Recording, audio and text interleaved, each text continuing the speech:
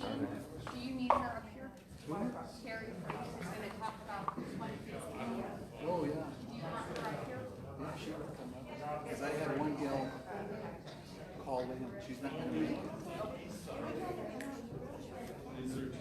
Two seats. There's Bring her two up. seats. Come on up, Carrie. Who's she going to talk to? Of Proposition 115.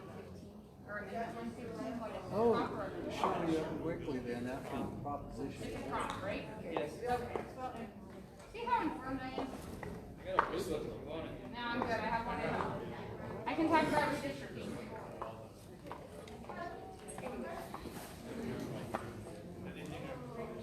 Okay, I went ahead and started. Perfect. Initially, you have 5 minutes, and then to answer every question, you have 2 minutes.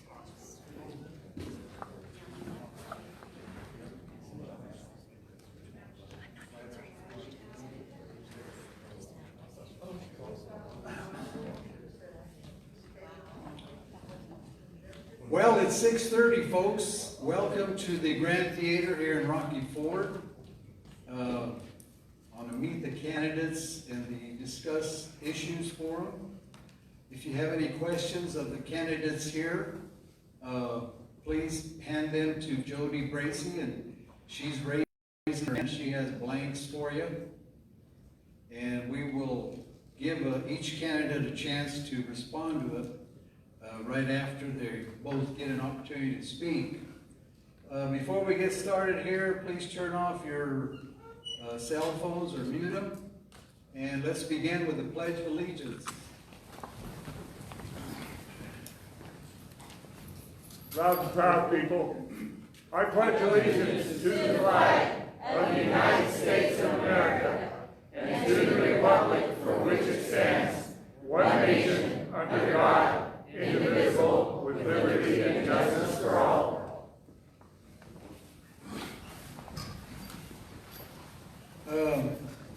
My welcome to everyone to meet the candidates tonight.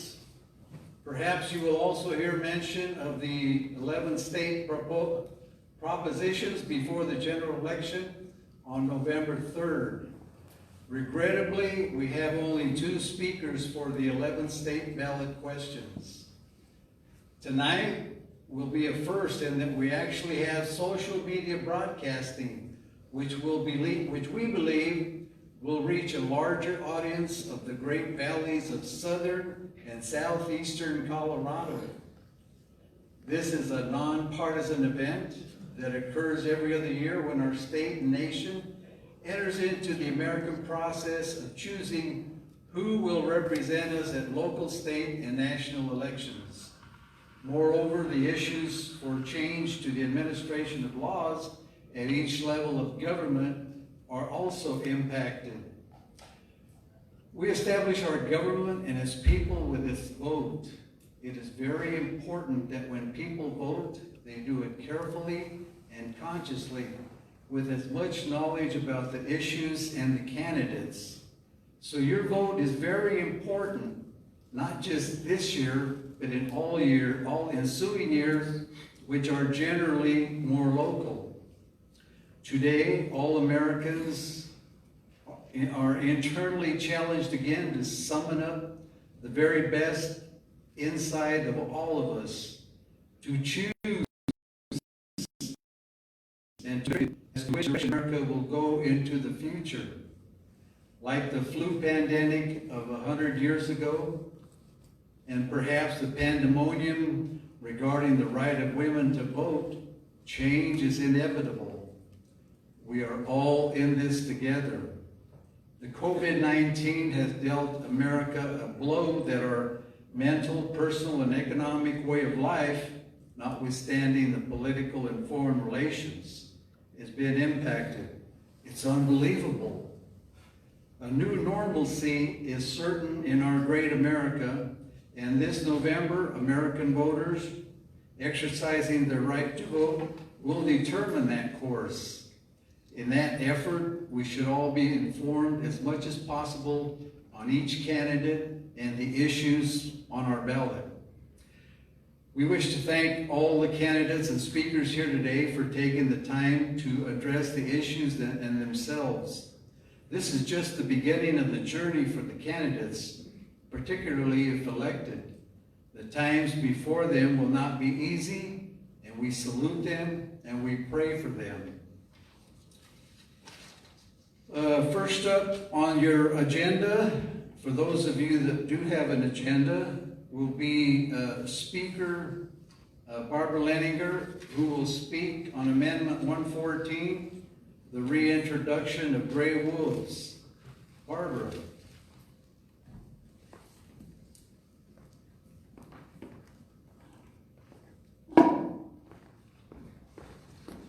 Thanks, Ed.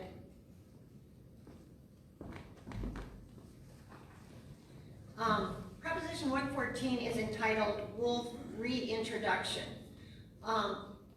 which right off the bat is a misnomer. Reintroduction indicates that we're reintroducing something. The gray wolf is not a native, has never been a native of Colorado.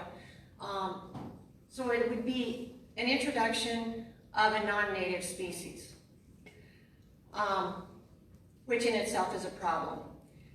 We ranch south of La Junta, and September, October, until it freezes, is our time to spray tamarisk, which is a non-native species. The problem with non-native species is they have no known enemies. They have nothing that keeps them in check, and they tend to be not just non-native, also invasive.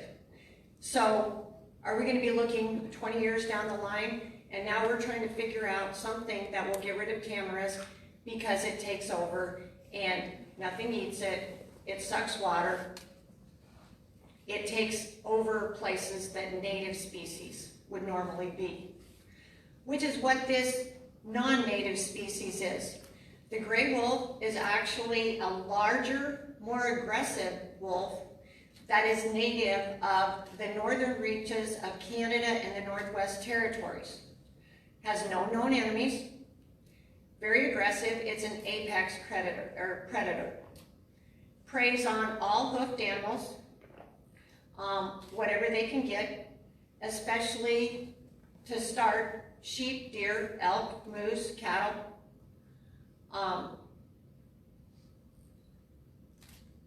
The problem is they live in huge areas. They cover huge expanses of land, which is what is available in the way Northwest Territories. That's not available in Colorado. Colorado is very densely populated. Our mountains, where these would be introduced, are densely populated with tourists and sportsmen. That will definitely affect that kinds of the destination people. Much of our Colorado economy depends on tourism from our Rocky Mountains. Because of this, and I lived through this in Wyoming, some places will be not accessible to people when they're doing this. Wolf-human interactions are inevitable because we have so many people. We don't have millions of acres that people are not in. Colorado Parks and Wildlife has come out against this. This has been tried to do through science 4 times. And 4 times Colorado Parks and Wildlife has said, no, the science does not support it. Hunters are against it. And there are people who say that it's already here. The gray wolf has been sighted in parts of western Colorado. There is gray wolf signs. The problem with this is it's going to cost around $500,000 a year to introduce 10 wolves. At the moment, Colorado is coming off a $1.6 billion deficit due to COVID. We have rural businesses that need help. We need the money in Colorado. We need it used for our businesses. This is not a good time. I think it's probably inevitable. I just think it's not a good fit for Colorado. This signature gathering was mostly done with out-of-state money. most people locally do not understand or are not in favor of it. It's a rural versus front range issue. And people on the front range, it doesn't affect them. And they think it would be really nice to have wolves in the high country. There have been wolf attacks on people's pets, as well as, of course, livestock depredation, and people, period. Therefore, I think a no vote on Proposition 114 would be very important. Thank you.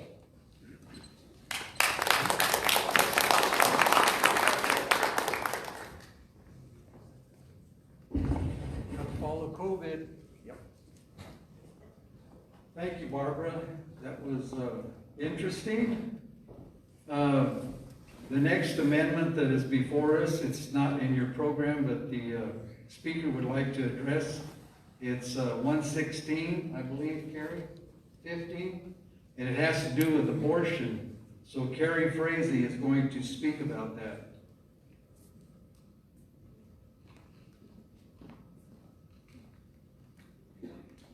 Good evening. It's an honor to speak in regards to Proposition 115. I am providing information that I found off of the duedate2late.com, and they have little handouts. If you need any information on Proposition 115, definitely go check out duedate2late.com. It has great information. Did you know that Colorado is one of 7 states that, excuse me, hang on one second. Colorado is one of 7 states where abortion is still legal up to the moment of birth for any reason. If it makes you feel good, California and New York have stricter abortion laws than Colorado. So that kind of leaves a bad taste in my mouth personally.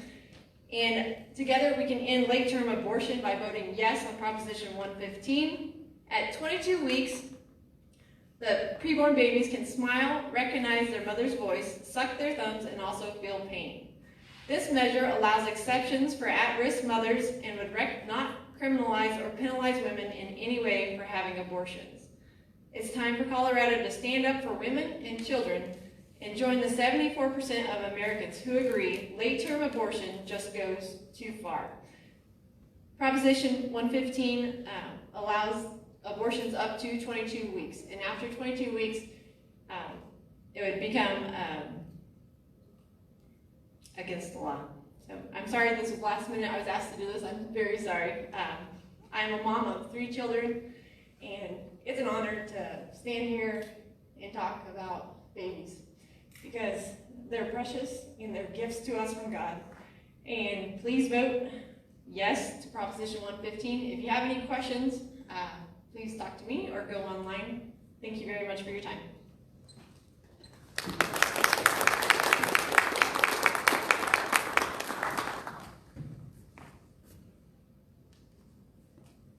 Candidates, speaker, well, you're all candidates up here now.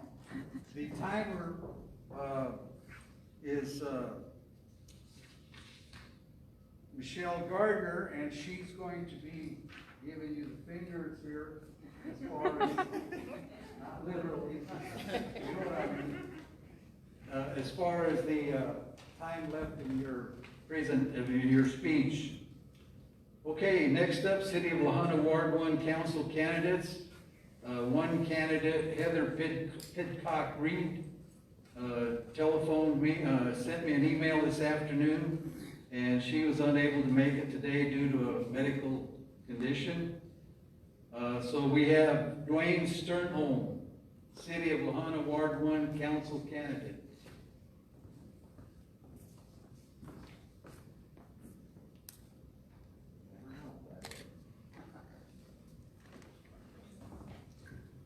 Just want to thank Ed and all the people from the Grand Theater here for putting this event on. I really think that the more that voters are informed about the issues and the more they get to know the candidates, they can make much better decisions. A little bit about myself, in case you don't know me. I was born in La Junta. I grew up in Chirag. My roots run very deep in Otero County. Both my parents were born in Otero County. One of my grandfathers was a farmer in Chirac. My other grandfather was a rancher in Higbee. And I went to school in Chirac. I graduated co-valedictorian of my class. I went to college at CSU in Fort Collins and earned a Bachelor of Science in Psychology degree. After working a while in Denver, my wanderlust got the best of me, and I got a wild hair one day and joined the Peace Corps. So I went to the Philippines for a couple of years, and I worked in rice irrigation water management, and I also taught introductory social sciences at the University of the Philippines. On my return, it took me about a year to readjust back to this society. It's called reverse culture shock. And I ended up going back to graduate school at the Idle School of Theology on the Denver University campus. And I earned a Master of Arts in Religion there with an emphasis on religious philosophy and metaphysics. I only did that for myself, just to try to answer some questions I had about why we're here. I got into the hospitality business, got in the hotel business, ended up, my last 6 years in that career was, I was the Director of Sales and Marketing at the Concord Hilton in Concord, California. And I came back and was in the hotel business here and hospitality business. The last 12 years of my life before moving back to La Junta, I was worked for recording for the blind and dyslexic, making academic or audio textbooks out of academic textbooks for people that had print disabilities. I'm running for city council because of my deep roots here. The thing I see that we need the most here in Southeast Colorado is economic stimulus. I'm also the co-founder and operator of the Colorado Hemp Processing Cooperative, and we'd love to get a whole hemp plant processing facility down here to bring economic stimulus, to bring jobs, not only for the tier 1 processing that the cooperative will do, but we will sell those raw materials to other companies that will take those and make them into consumer products. So that's more economic stimulus, more jobs. And then a third area, besides paying the farmers for their hard work, would be the retail side, where we could have a hemp factory outlet store.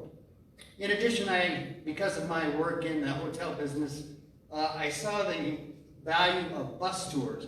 And we have a lot of attractions down here in Southeast Colorado. We've got the Fence Fort, we've got the dinosaur tracks, we've got the Gashari Museum, we've got the Otero County Museum, we've got the tarantula migrations, but we've got the Kids Rodeo, which is the oldest rodeo for young people in the country.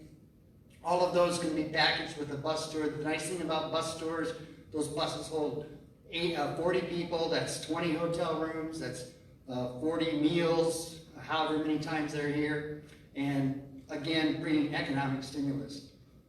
One part of our stimulus package of the cooperative is also to use modern technology, biochar ovens, to clean up a lot of the waste. And one of the previous speakers talked about tamarisk. We could take that tamarisk, we can cut it down, chop it up, and use it for fuel to make biochar, and also to make electricity to help feed the grid and, again, bring more economic security. I'd like to all the voters of Ward 1, please give me your vote, and I appreciate your support.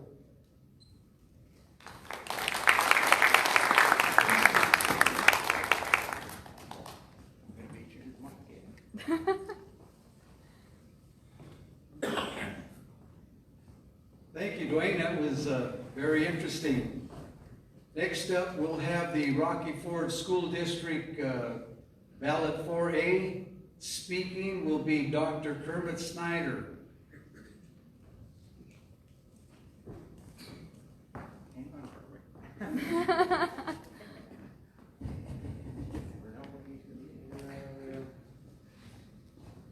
Okay, hello everyone.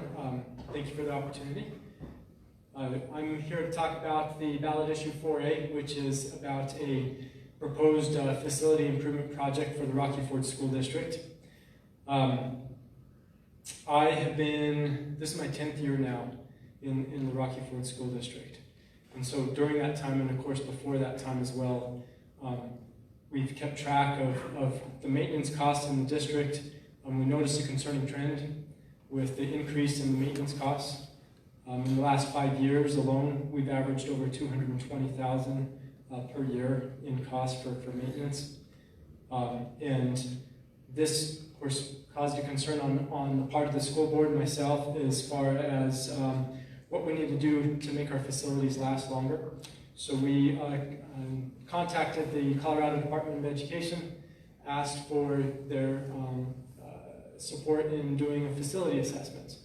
So they hired a third party to come on down and conduct a facility assessment for us. When you do facility assessments for schools, what they do is they result in a score, a Facility Condition Index score, FCI score. And that FCI score will tell you how much it would cost to repair the schools versus the cost of new construction. And those FCI scores came out in almost 70 for our schools, meaning that 70% of the cost, it would cost us 70% of the cost of new construction in order just to get the schools up to speed.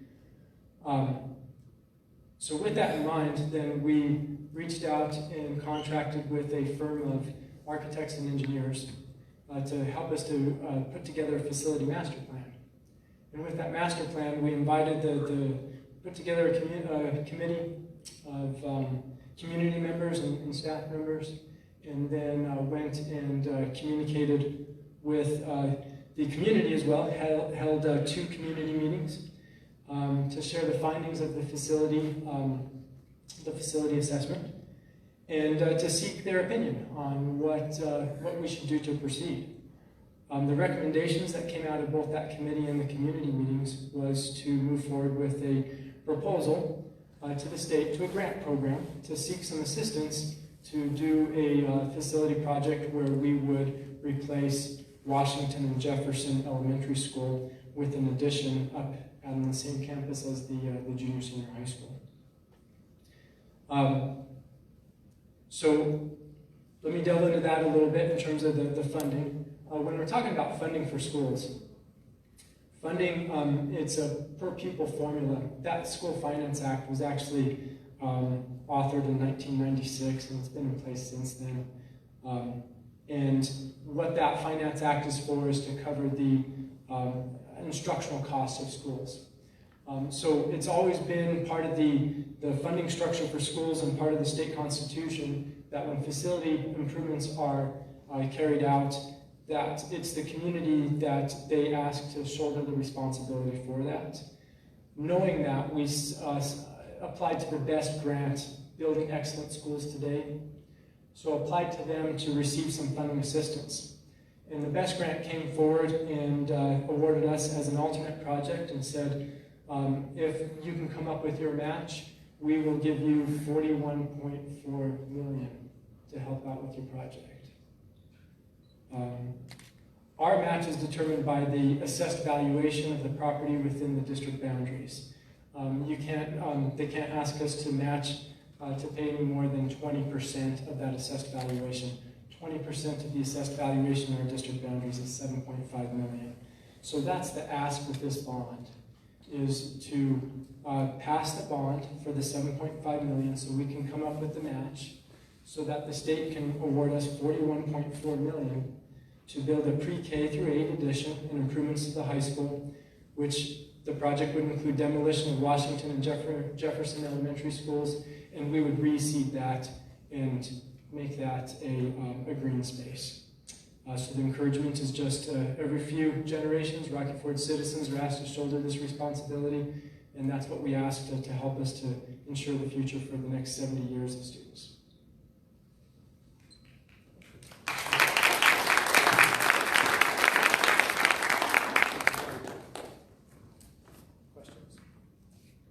Anybody have any questions of the superintendent? concerning 4A? All right, thank you, Dr. Snyder. Moving on to the Otero County Commissioner race, District 1. We have two candidates, Christopher Moreno on the Democratic side and Rob Oquist on the Republican side. And Christopher Moreno is first.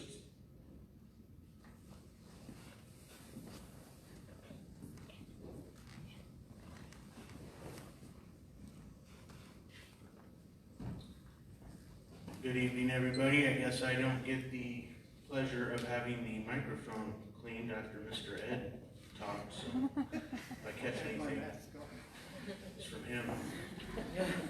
So I see a lot of familiar faces out here, but for those of you that don't know me, my name is Christopher Moreno. I am a native of Colorado, born and raised in La Junta. I am a graduate of La Junta High School. Also a graduate of CSU Pueblo, 2001, go T-Wolves. They're native.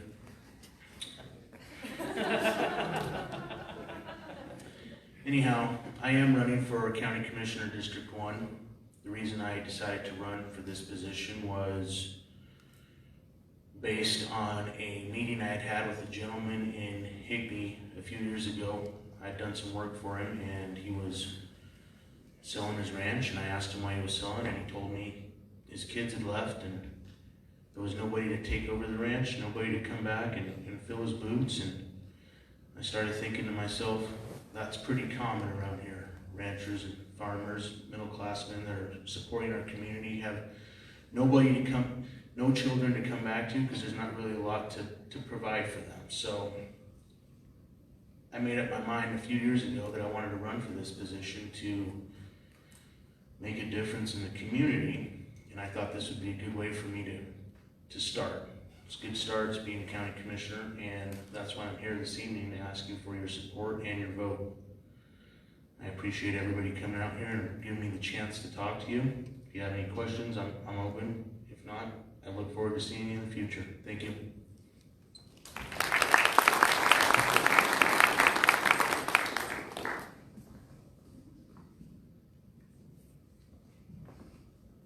And I will have some questions for each of the commissioners to answer. So Rob Oquist will speak next.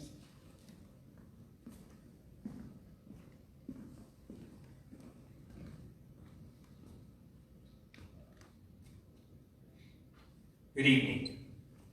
A farmer heard his old horse frantically crying out for help. Unfortunately, the farmer found his workhorse down an abandoned well. After carefully assessing the situation, the farmer sympathized with the horse, but decided that neither the horse nor the well were worth the trouble of saving.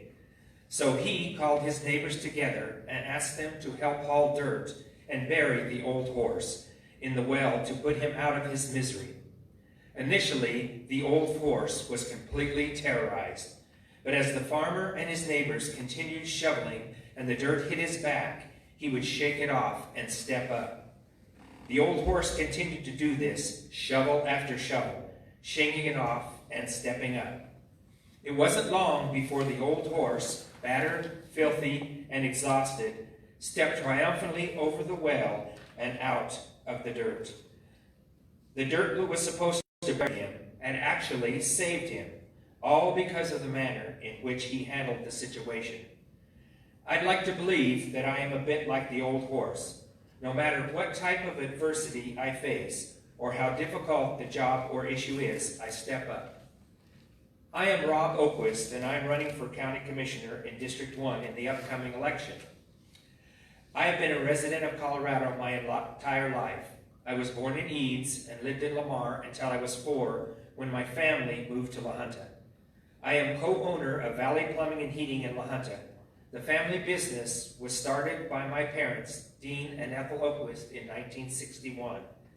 My father became ill in 1978, and I returned home from college to help him with the business.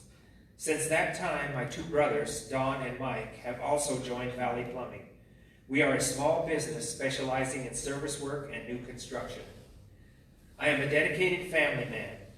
I married my high school sweetheart, Colleen, and we have 3 sons. Sean of Lamar, Seth of Canyon City, and Zach of La Junta. All of our sons were very involved, and we enjoyed attending and supporting their educational endeavors and sporting through the years. We have been blessed with 3 amazing daughters-in-law who all happen to be educators and 6 beautiful grandchildren. I have been very involved in my church and community. Some of my services include the Chamber of Commerce in La Junta as a Maverick and member of the Military Affairs Committee, the East Otero School District Board of Education for 8 years, 3 years as president. I have been involved as chairman, co-chairman, and committee member on 3 bond issues that all passed. They were for the preservation and renovation of the La Junta Middle School, the construction of the football stadium in La Junta, and the development of the La Junta Health District building of the nursing home in La Junta. Currently, I serve on the Inspiration Field Board of Directors as secretary, Otero Junior College Advisory Board, Perkins Committee, Child Development Service Board, and am involved in the Justice Center, the Jail Committee for Otero County. I am an avid supporter of education and our educators. I support the efforts of historical preservation, of the protection of water in the Arkansas Valley, and the continued development and maintenance of infrastructure. I believe in supporting area businesses and the agriculture community. I am a hard worker, good listener, and problem solver. I live my life with a positive attitude and don't mind getting involved with projects or issues that are difficult. I want to make a difference by stepping up and would be honored to serve as Otero County Commissioner. Thank you.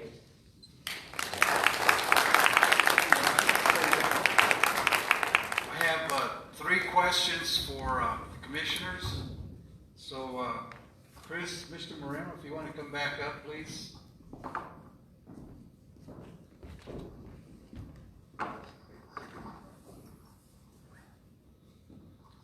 The first question is, and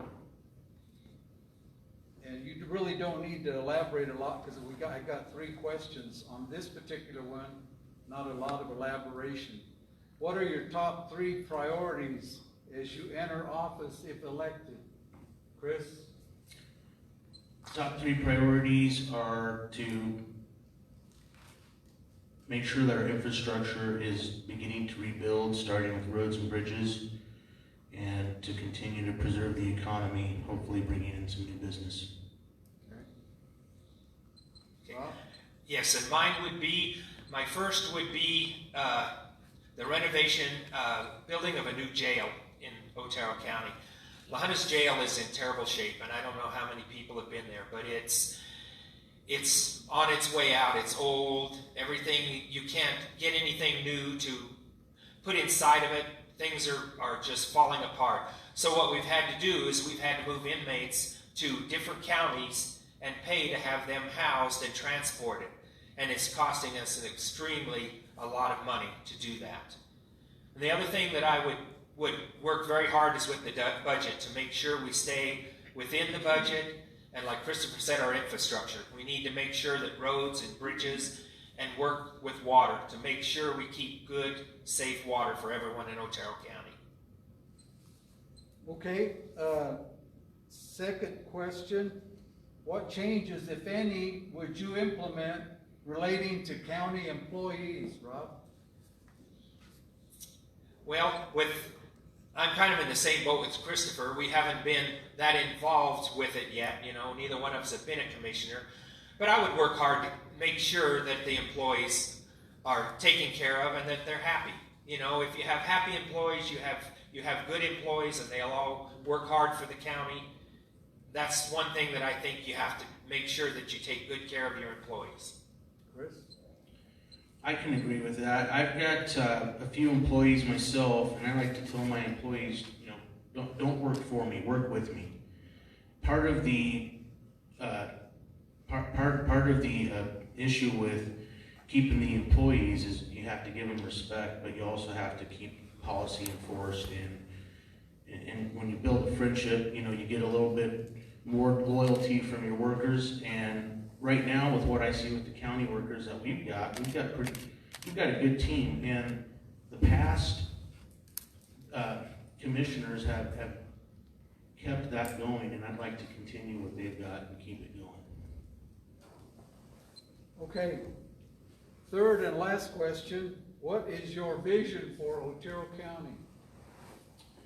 Well, I'm very biased on Otero County. I love this community. I think it's a gem. And personally, I like it where it is. I think our economy is still doing well. I'd like to keep our economy going, keep it strong, but we need to keep the spending down and the taxes down. It's tough to do that and keep our infrastructure going, but we have to do it. We have to keep our roads and bridges maintained, our county roads maintained, and that's something that's important to the ranchers and farmers in this community, and that's what I'd like to see done in the future. Okay. Well, I think that the biggest thing is we need to take care of Otero County. We've got to make sure that we take care of infrastructure, our roads, our bridges, our employees. You know, we need to make sure we stay within our budget, and I'll work hard to do that. That's one of the things that I think that our county has done a very good job of so far. And I don't know that a whole lot we need to change. We just need to keep working forward, pushing forward, and make it even a better place than it is right now. I love Otero County. I've lived here my whole life, and that's where I plan on staying. All right, thank you, gentlemen. Thank you.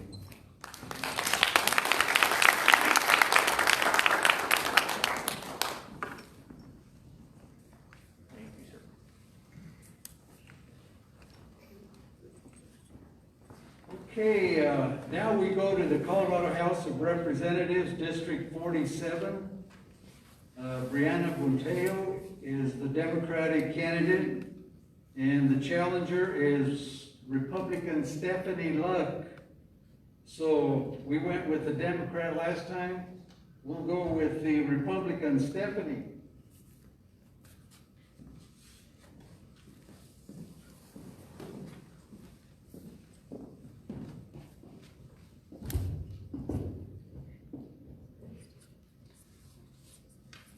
Good evening, ladies and gentlemen. Thank you for taking the time to come out tonight and to get to know us candidates. I am a builder. I love to build. I love to build places like the basement in my house that we did a couple of years ago, where I even... The things that any good builder has is a blueprint.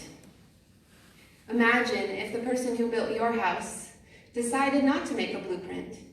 You might have ended up with hallways that go nowhere, walls that, or doors that lead into walls, and bathrooms without any plumbing. The same holds true for governments. So I'd like to take a minute and explore with you, what would you want Colorado to look like in the next 10 or 20 years? When your kids and grandkids are grown, what do you want Colorado to be known for, to look like? What do you want to build? I want to build a state committed to good governance under the rule of law, where corrupt actors are replaced by just and servant-hearted leaders, where decisions are made with the best interests of the citizen in mind, not just the next election's results, where judges judge based off of the rules on the books and not the whims in their hearts, and where our unalienable rights, like the right to speak freely, believe freely, associate freely, own a gun, access due process, are upheld. I want us to build a state whose people value life, where suicide and abortion are no longer commonplace, where the elderly, infirm, and disabled are no longer left in apartments or hospices alone and forgotten, where healthcare, quality and affordable healthcare, is available to everyone with a market-based choice, healthcare that they actually want based off of their own needs and views on medicine. I want us to build a state where the families are whole and healed, where drugs no longer devastate the hope of our next generation, and where parental rights are upheld and protected, whether in the doctor's offices or in the classroom.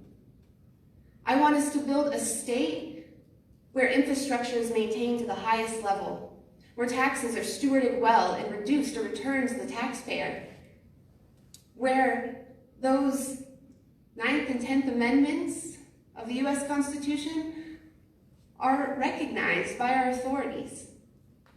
I want us to build a state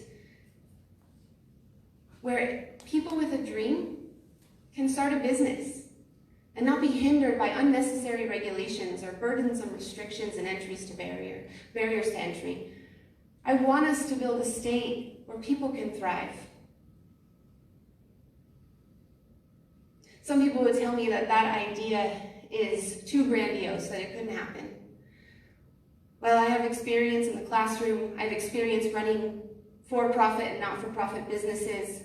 I'm a lawyer by training, engaged in a lot of law and policy, and I understand how the legislation gets translated to the people on the ground because of all the community work and strategic consulting I have done. And I believe that when we put people in a room together and we unleash the potential of Americans, that creativity that we have and that innovation that we have, we can solve the problems that face us. I don't believe that that is wholly within the government's realm or responsibility. In fact, I believe that the more the government can get out of these conversations, the more we in each unique community can begin to solve them.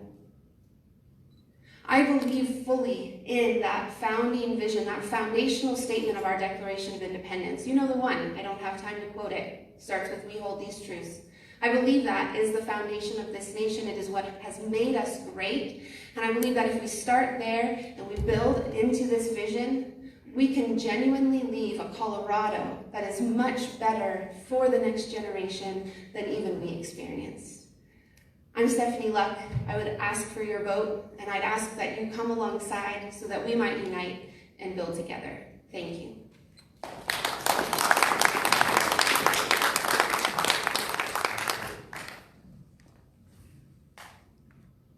Thank you, Stephanie. Now we'll go to candidate and representative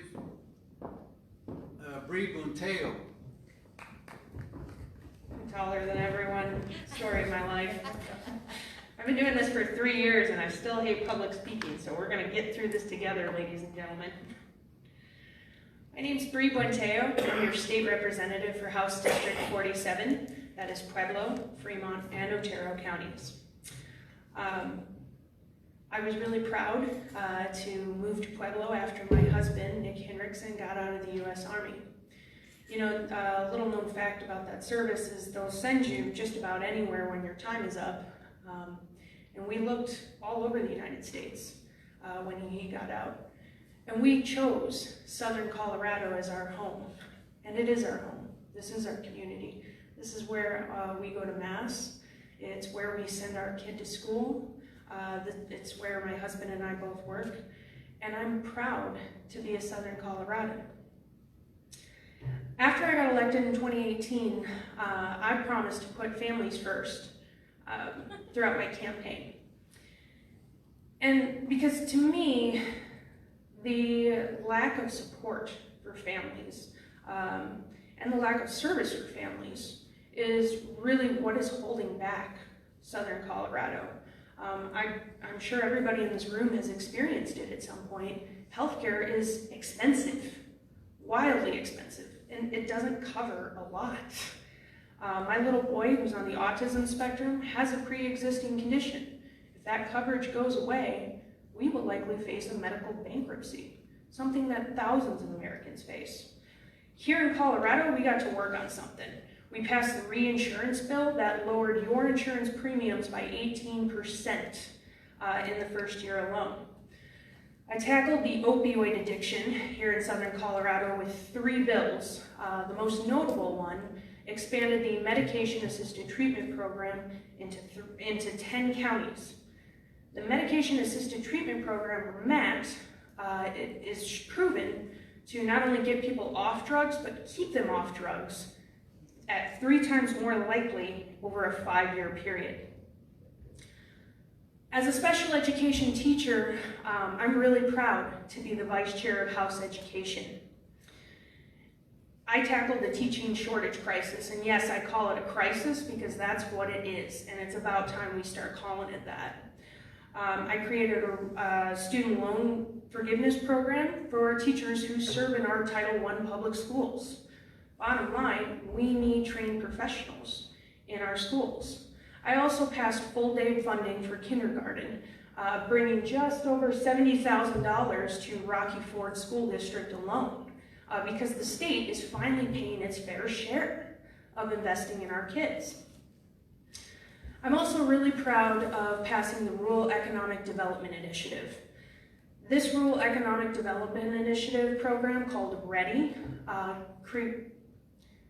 has low-cost loans for startup companies, for those mom and pop shops. Because let's face it, ladies and gentlemen, as much as I would love Amazon or Walmart to put a warehouse out here and give us all jobs, I don't think that's gonna happen overnight. And we have to be realistic about how we grow our economy. I think we're gonna do it through our mom and pop shops. And that's why the READY grant program has $4 million for the next 2 years for entrepreneurs. It's also why I continue to enjoy the support of Colorado's Chamber of Commerce for my pro-job stances. I actually promised somebody here, and I can't remember who it was, that I was always gonna stand up for the Second Amendment. And I don't see that person here tonight, but I'm really proud of the fact that I stuck to my promise.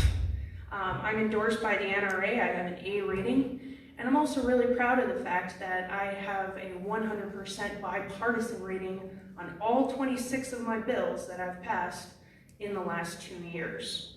They all had a Republican co-sponsor, they all had Republican votes. Bottom line is, I live here too. This is my home too. I want to see us succeed. I want to see us grow. I want to protect our unique Southern Colorado way of life. And I want, thank you, Michelle. And I want things to get better so our kids can stay. Hope to ask for your support November 3rd.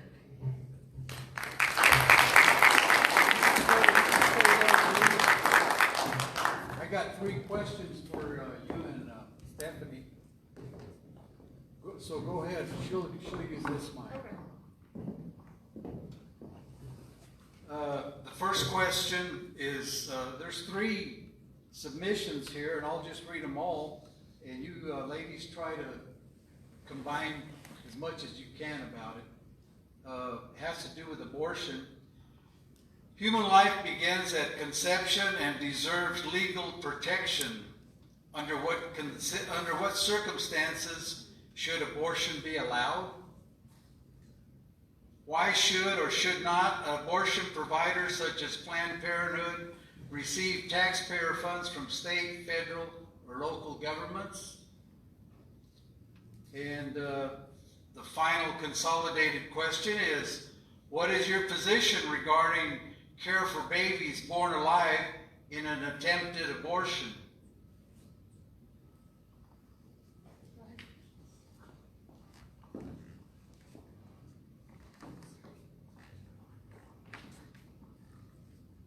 I believe that women deserve better than abortion. Up until, I don't know, a decade ago, I guess, I was staunchly pro-choice. It wasn't until law school, when I was reading some cases related to abortion jurisprudence, that I began to have my eyes opened. Then there were some experiences with some friends of mine that further opened my eyes to the reality that women deserve better than abortion. Did you know that 64% of women who have had an abortion will say that they were coerced or forced to do so? Whether by a significant other, a parent, a grandparent, a teacher, an employer, even in some instances a pastor. It's not choice. Here in Colorado, there have been attempts to say that we should let women know through informed consent, in the same way that any other medical procedure takes place, that we should let women know the risks, both to their mental health and to their physical health, of this procedure. And time after time, that has been struck down.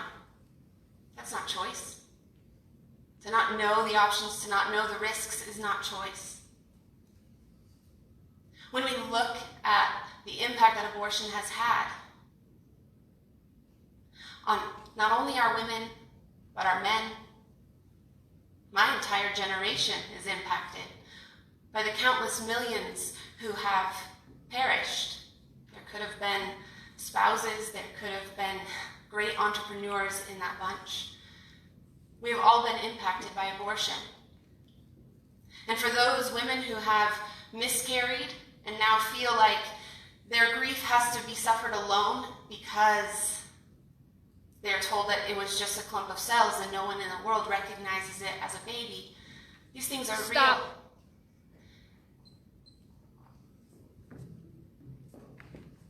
Stay here, I've got 2 more. How many questions? Huh? 2 more after this. Okay. You know, the happiest day of my life by far is the day my son was born. It was a traumatic birth. He wasn't breathing, he was just purple. I'll never forget that. I remember his first cry, his first breath. It was the happiest moment in my life. I still call him my little love to this day. Conversely, I will never forget the 3 times doctors told me that my pregnancy wasn't viable. Those were the hardest days of my life. And what happened next, how my healthcare was delivered, what my options were, that was between me, God, and my doctor. That's it. Infanticide is illegal for a reason. This is a wildly uncomfortable conversation because it is so personal to women, and oftentimes it's during the most private and difficult time of their lives. I don't believe that the government should have any say in that moment.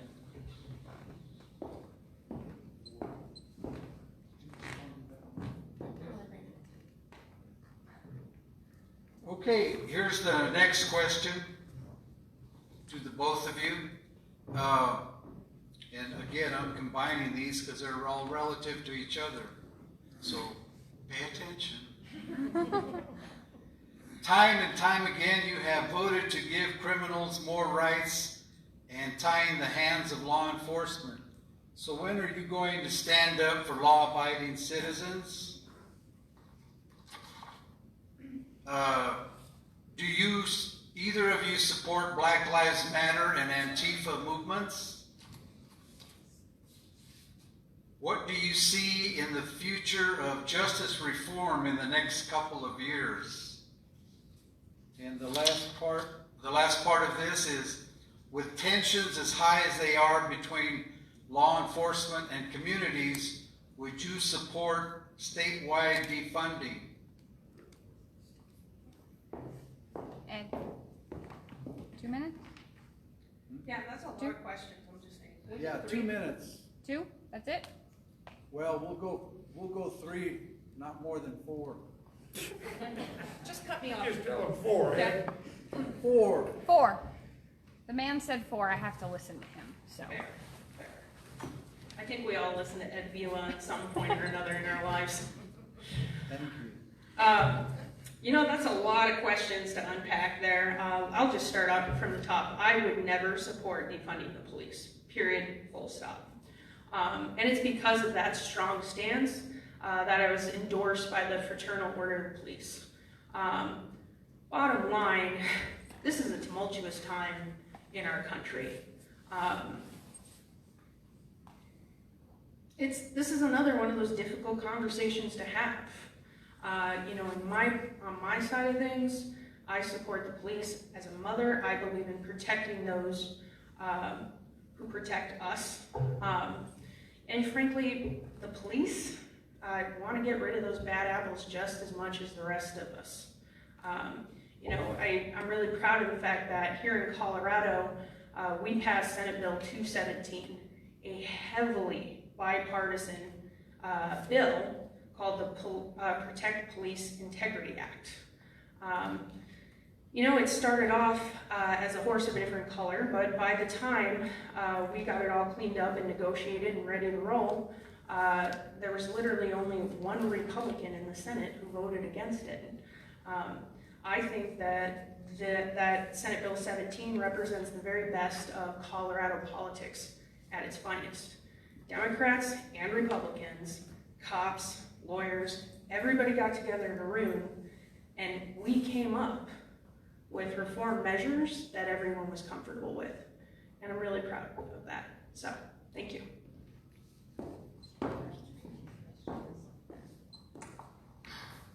Repeating the question, I put them in my pocket.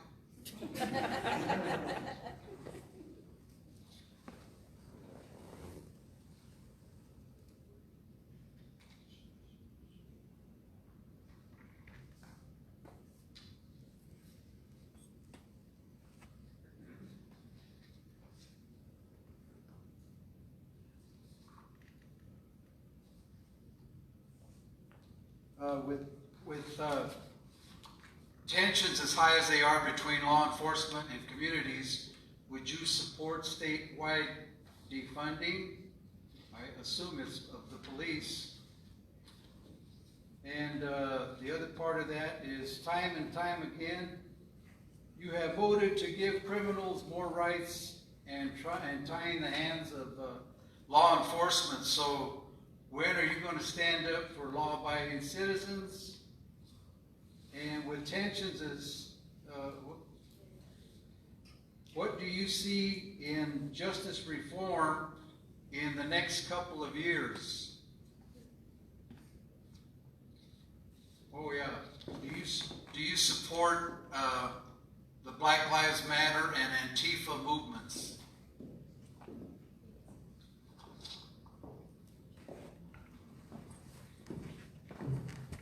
I am a staunch supporter of our law enforcement.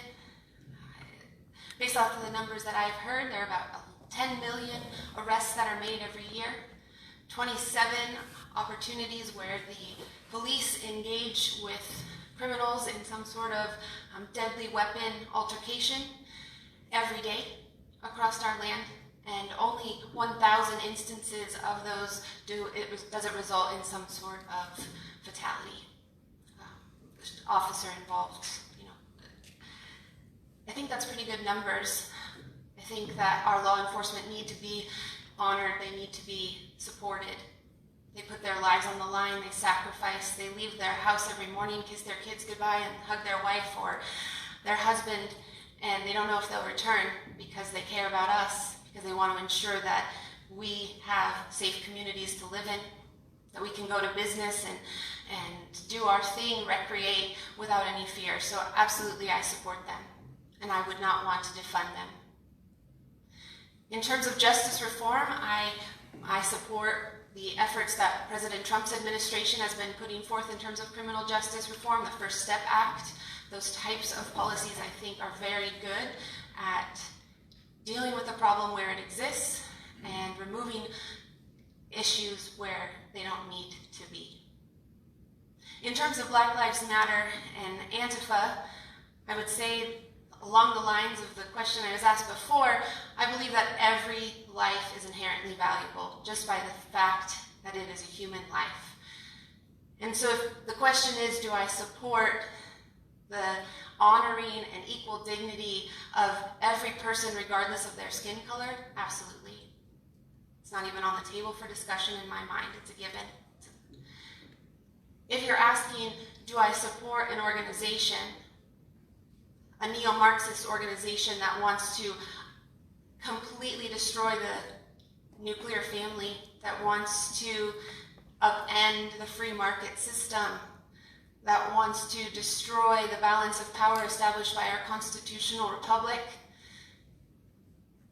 and fundamentally transform this country? No, I don't. Thank you. Okay, just keep the mic. And I got one question for you.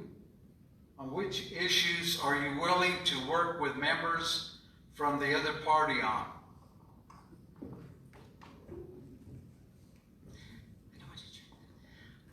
I'm willing to work with members of the other party on any issue that they're willing to sit down at the table and have a diversity of thought. As a strategic planner and predominantly, but also as a 6th grade teacher, you learn the same skill, that it's important to get everybody at the table, to hear out every perspective, to understand where people are coming from, to see their interests, to see their concerns, and from there, with a whiteboard, lay it all out and have a true conversation about the real needs. I'm not one for partisan politics. Frankly, don't care about drama. If you want drama, watch The Young and the Restless in the afternoon. I don't want that. My desire, my reason for running, is to find principled solutions that work for everybody. I live in Penrose, rural Colorado, president of the chamber for some time, and I could see through that experience, as well as my community volunteer work, how the decisions of Denver were negatively impacting my community. I'm a behind-the-scenes person. I'm a very private individual. I like to do things without anybody even knowing that I did them, because my passion, my mission is just to create communities where people thrive. And the reason I'm running for this, the reason I'm putting myself out here in scrutiny to be lied about and all of those things, why am I doing it? Because I want real solutions for real people. And the only way you get there is if you invite everybody to the table. And right now, there's a number of decisions that are being made and committee hearings that are being held and stakeholder meetings that are being held by our legislatures where certain parties are not invited. They're not told about it until the very last minute, if at all. That has to stop. We have to bring people, because I genuinely believe that in this room alone, we could transform Southern Colorado. Okay, Bree, I have a different question for you. You voted to close the prisons in Bent County and Crowley County, knowing that would decimate not only the economies of those two counties, but the economy of Otero County, as many of the people who work at these facilities live and shop in Otero County. Could you please explain why you would vote for something that would do great economic harm to the people you were elected to represent? Well, I've got good news for whoever wrote that question. They're not closing the private prisons. People are still going to work there. I voted to study the economic impact of private prisons. Private prisons save our state government, the most conservative number I saw was $4 million. Actual estimates are much higher, hence the point of the study, because not only are they looking at the savings that happen at the state level, they're looking at the economic impact of the surrounding communities.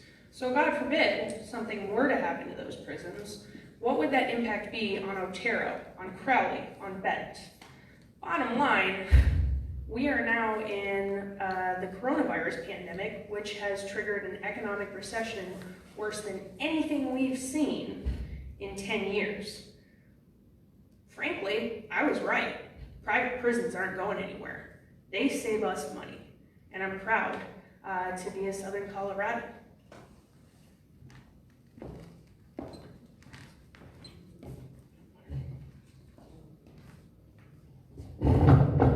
Thank you, Bree. The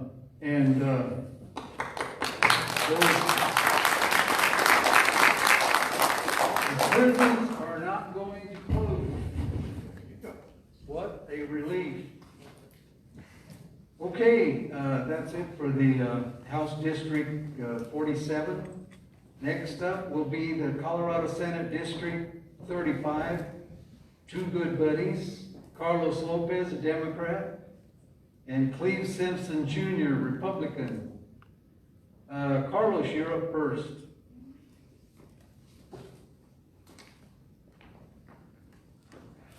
Hello everyone, thank you so much for being here. My name is Carlos Lopez. I'm going to put this down. my opponent tonight, we've been doing a lot of these forums and debates right now. And I think we basically have a gist of what we're trying to accomplish.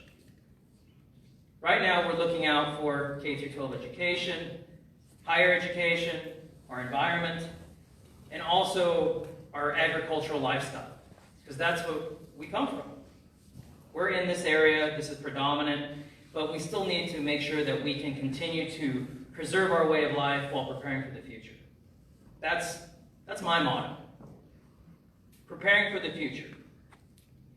We have to make sure that when we have issues that arise because of environmental conditions, resources that are changing, or just cultural changes in general, we have to make sure that we're ready to pivot. I like to think that I have ideas. I like to think that I'm going to bring something forward, because as good leaders, that's what we're supposed to do. Yes, we're supposed to bring in our stakeholders, of course, so we can get ideas about how it's going to affect them in a positive manner. But we are still looked upon to provide ideas about what we think can be done, so we can bring something forward in a legislative manner and hopefully gain traction with other legislators, so that way we can get votes behind what we need to get accomplished. I'll be quite honest, I'm tired of just going up and hearing about people fighting bills. Yeah, we fought the good fight, and then we lost. But we fought.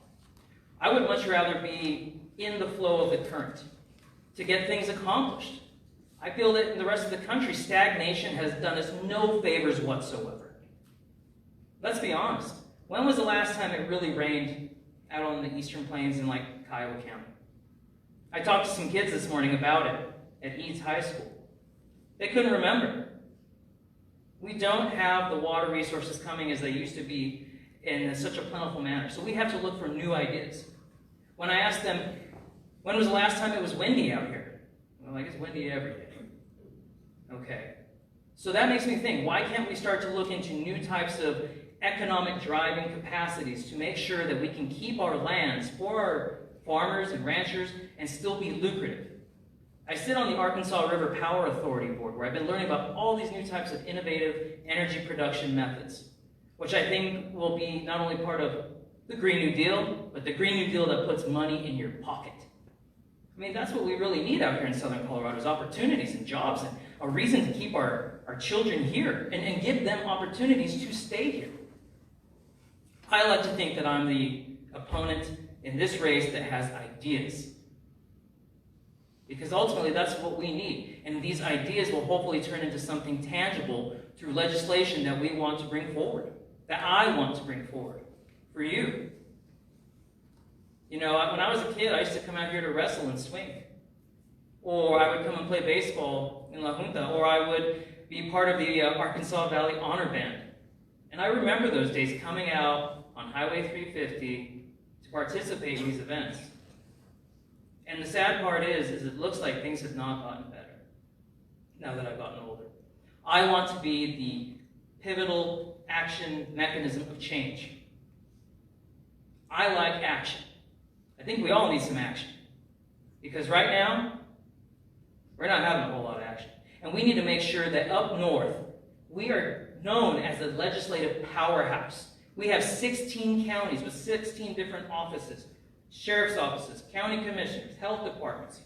If we have good leadership to bring us together, we can start to dictate terms to Denver. And it's not going to be dictated to us any longer. We have the ability, I have the fortitude, and I have ideas.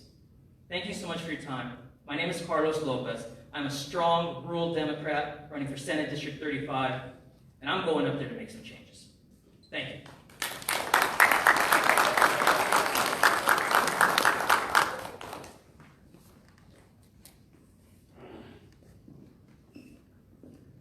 Candidate Cleve Simpson for Senate District 35.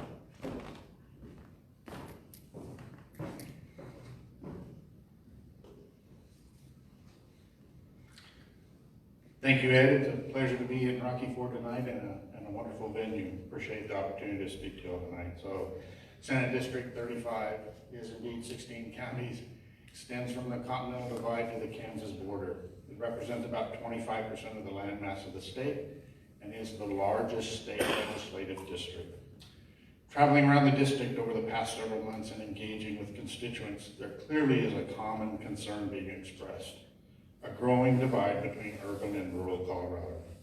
While there are certainly an abundance of circumstances highlighting this divide, I do think the opportunity is now to begin to bridge that divide with the right leadership at the Capitol. The pandemic has generated an opportunity indeed to pivot away from this trend and highlight what rural Colorado brings to the rest of the state. People across the state have a growing interest in understanding and sourcing where their food and water comes from. What a great opportunity for rural Colorado, particularly Senate District 35. There should be no mistake about it. Urban Colorado needs rural Colorado. I'm a native Coloradan and fourth-generation farmer and rancher in the San Luis Valley. I'm a Colorado School of Mines graduate and currently manage the Rio Grande Water Conservation District in Alamosa. I've served my community in a variety of ways: the Alamosa County Planning Commission, the Alamosa School District Accountability Committee, Farm Services Agency County Committee, Colorado Water Congress, and Adams State University Board of Trustees, to name a few. I offer you a record of proven, thoughtful, successful leadership, and am ready to utilize those skills to uplift all of Colorado. I've demonstrated experience and abilities to bring varying stakeholders together to support and advance a common mission, lifting each other up along the way. I worked my way up to eventually run and be the mine manager at surface coal mines in Texas and Australia. I was the chairman of the board of trustees at Adams State University. And as the general manager of Rio Grande Water Conservation District, certainly I'm well prepared to deal with water security issues in the Rio Grande and Arkansas basins. In particular, right now, a current proposal to transfer water out of the Rio Grande Basin to support Front Range growth, drying up thousands of irrigated acres in the process. This position has also offered me the opportunity to be engaged with water discussions on a statewide level. I serve as one of the Rio Grande Basin representatives to the Interbasin Compact Committee. Do you think water will be an important discussion in this next session, and many more to come? The discussions that I know are pending: a bill to allow the Colorado Department of Public Health and Environment to establish a dredge and fill water permit program, really to address changes in the federal law. It'll be imperative agriculture and water right interests are well represented and not negatively impacted by this proposed legislation. The continued work of the Colorado Water Conservation Board and its consideration and a consideration of a demand management program for the Colorado River system. I serve on one of these work groups to consider the potential and the consequences of this type of program. So important that everyone pay attention to what happens on the Colorado River. Compact administration, if it ever happens, will have impacts on every other basin in the state. With declining severance tax revenue, the funding provided to the Rio Grande and Arkansas basins through the Colorado Water Conservation Board will be reduced or eliminated in the short term. Both of our basins have utilized the Water Supply Reserve Funding account to improve our infrastructure, enhance our wildlife, strengthen recreational opportunities, and support environmental and municipal needs. The Department of Natural Resources has an 18-member anti-speculation law work group whose objective is to explore ways to strengthen current Colorado water anti-speculation law. Finally, the groundbreaking ceremony for the Arkansas Valley Conduit occurred last Saturday, at least the start of the conduit. It will be important for the state to stay engaged with the Bureau of Reclamation to keep this crucial project moving forward. Having a legislator well-versed in Colorado water issues is going to be so important to Senate District 35. Agriculture is a $40 billion plus economic driver for this state. There are less than 10 legislators at the Capitol who have a direct connection to productive agriculture.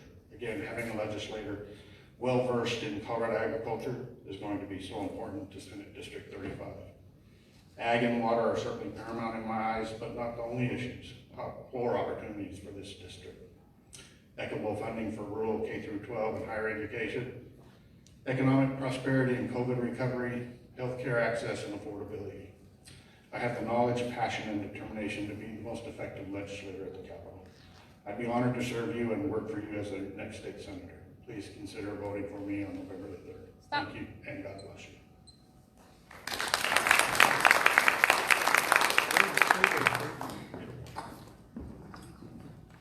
Next, we got questions for the two Senate candidates.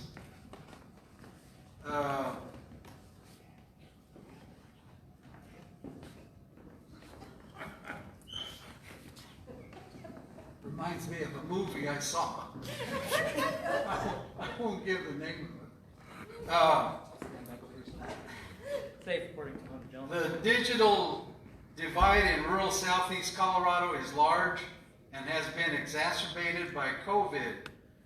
What bills would you like to see in the 2021 session that would increase digital equity and broadband in rural southeast Colorado?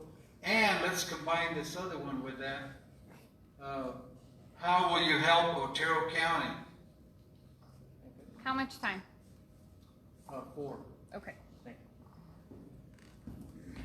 So broadband gaps certainly were well intensified as during the pandemic. My sister is a professor at Adams State University, and all of her online classes were being conducted in Romeo, which is a small community, 25 miles south of Alamosa. Her lack of quality access to internet just was really tough trying to deliver online classes in that kind of environment. So the particular bill to introduce to help solve that is really a work in progress. I think, again, engaging with the stakeholders, the providers, the state of Colorado, the federal government plays a role in this as well. Senator Bennett just introduced some legislation last week to help, with federal assistance in trying to close this digital divide between urban and rural Colorado. Just, again, another one of those particular instances where we in rural Colorado tend to get left behind in a lot of these conversations. I would just elevate it and bring the stakeholders together and see if we can't craft something. The engineer in me likes to take all those challenges and gather input, formulate a thoughtful position, and then enact it. So I think there's a wonderful opportunity there to help Otero County as well. I'm not sure if that's what the question intended, but strengthening and having a really vigorous, strong agricultural economy is the best thing we can do for really all of Senate District 35.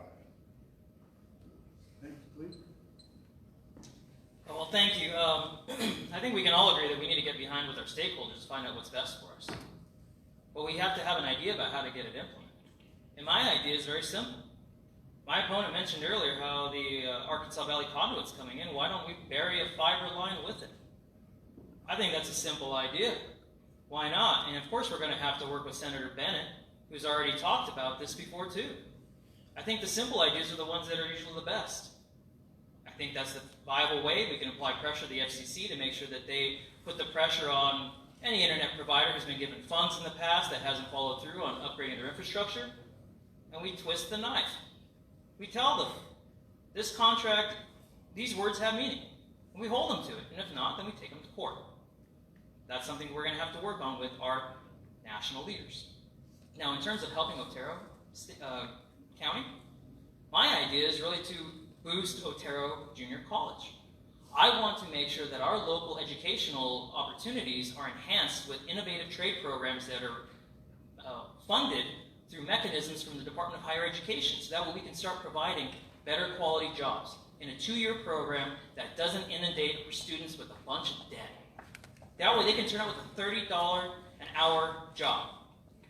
I've been endorsed by several unions because I'm looking out for the workers, people who are going to be turning the wrench, twisting the screws, digging the trenches, all of those individuals, and especially our teachers. The American Federation of Teachers has endorsed me as well, as the steel workers. Who do you think is going to be laying the pipe? I think that we need to make sure that we have these ideas ready, and it's a simple one. Thank you. Okay, thank you, Carlos and Cleve. The next question, I'm going to combine this question with another one. The first question is it the government's responsibility to provide health care?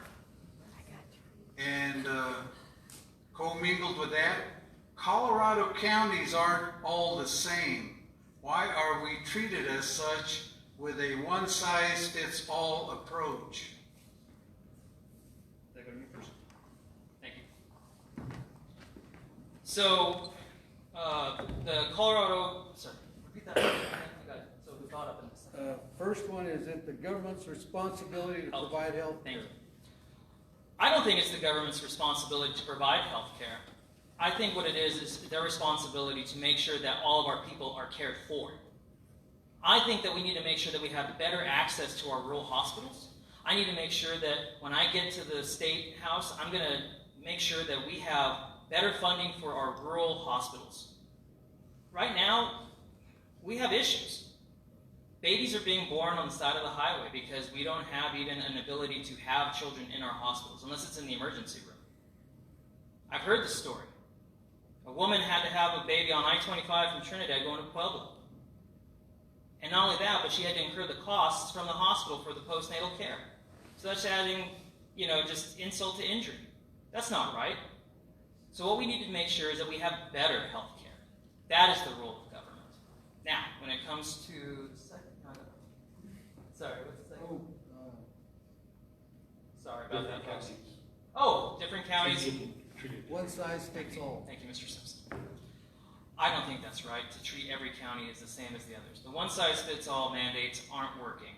I mean, I was in Kiowa County this morning, and that's a totally different county than Alamosa County, which is a totally different county than Pueblo County, which is a totally different county than Denver County and Broomfield County. We have to look at all of us as an individual county and give our health departments, in this particular instance, I'm thinking about how we deal with COVID, give them the abilities to govern themselves, because that's what I was all about when I worked on the Colorado Municipal League and as an executive board member.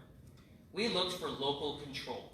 And I think that's where we find our liberties in this country, when we can govern ourselves. So it starts at the local level.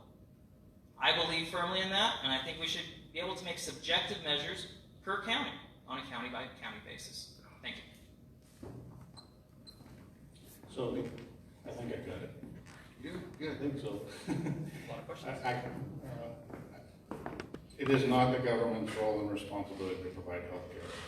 It should be an individual choice. The government can certainly assure that it's an equitable playing field, but that's not the government's role in this instance. The one size fits all is something I've heard, across all 16 counties about the challenges and how different rural Colorado is from the Front Range. I would certainly advocate for pushing those kind of decisions down to county commissioners. They know best and are responsible directly to their constituents at a county level. I would absolutely support, and look, we're in uncharted territory. When the governor was granted emergency authority, I don't know that anybody ever envisioned that the emergency would last 6 or 7 months or even maybe 12 months.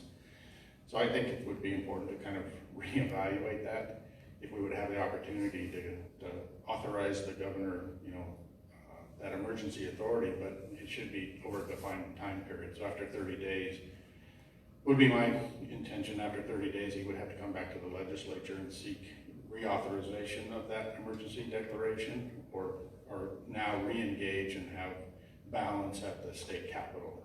But ultimately, I'd like to see that control shifted to the local entities. Okay, Cleve, the next question is to you. You first. State and federal funds should be denied to any public or private entity, including but not limited to sanctuary cities that are not in compliance with immigration laws. How do you feel about that? I agree. I'm full supporter of law and order, and I don't think we should award communities or institutions that are in direct violation of both federal and state laws and regulations. For me, I feel a little differently. Being a person of color, I think of this in a different perspective.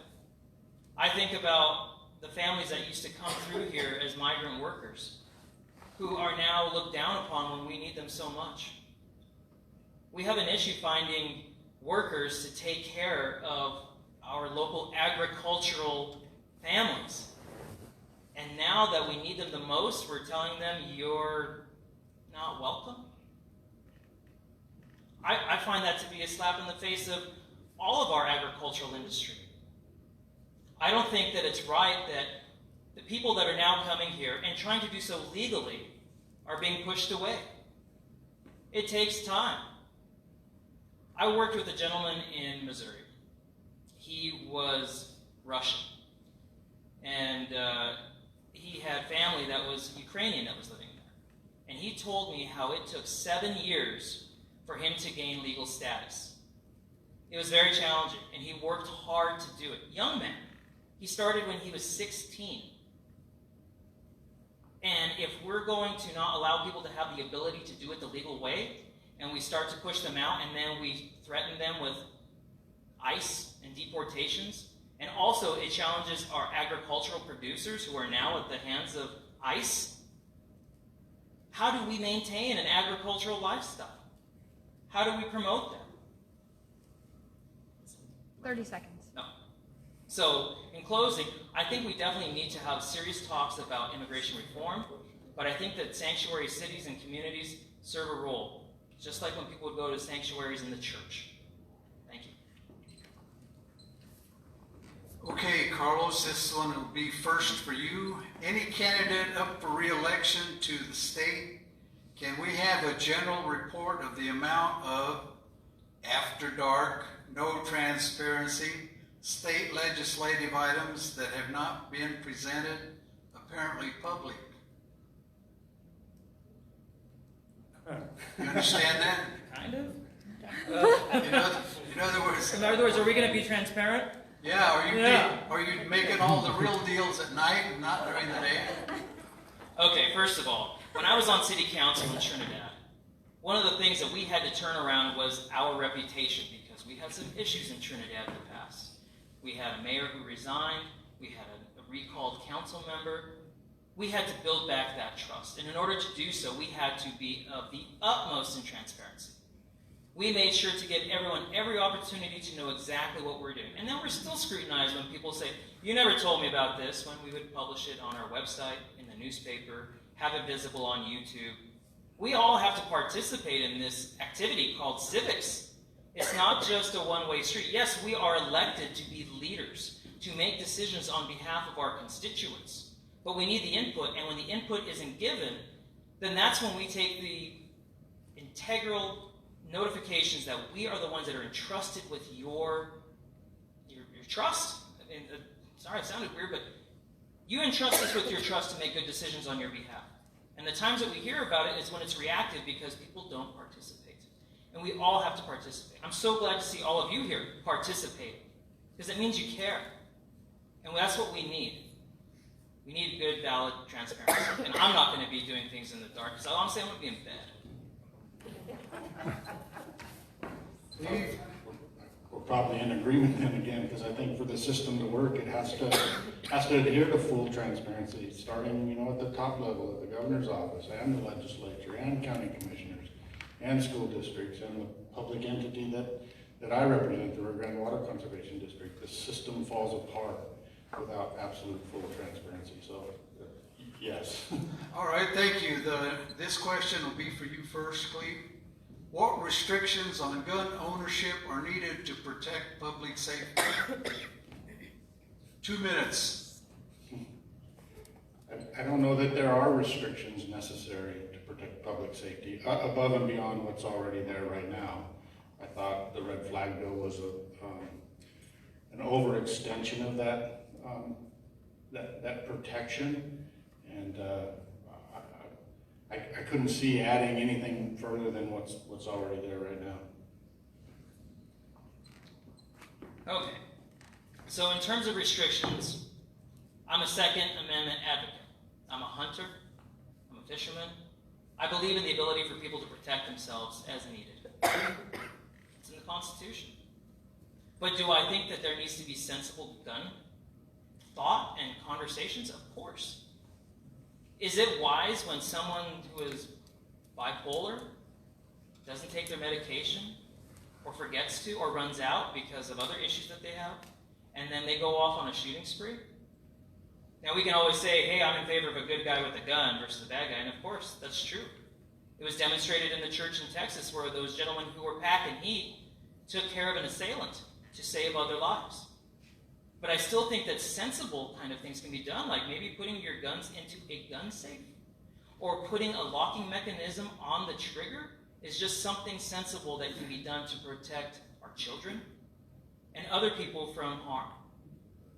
I liked the Brady bill years ago, and it went away. I think 5 days to buy a gun is not a bad idea. If I'm going to go hunting, I know I got my license in my wallet right now for my deer tag. And I know that it's coming up. So if I'm going to need it, I go preemptively and sight in my rifle. Or I go and get a new rifle if I want one.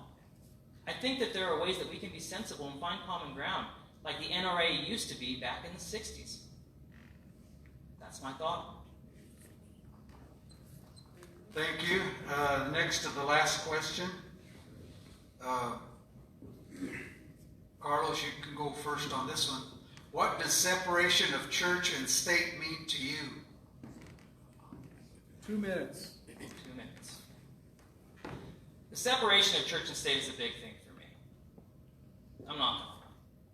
I think that when we have the ability to make logical, well thought out arguments without our religious beliefs behind them, which unfortunately, or not unfortunately, but they're just going to happen. We always are going to have our values instilled in us, and they help dictate who we are. But we need to keep them isolated when it comes to the Department of State. If I'm making a decision on behalf of citizens of Trinidad, I want to make sure that I'm making it with all the information given and not just my belief system. Because ultimately, I work for everybody, and not everybody shares the same set of beliefs as myself. That's the bottom line. How many people in here are Protestant? Anybody?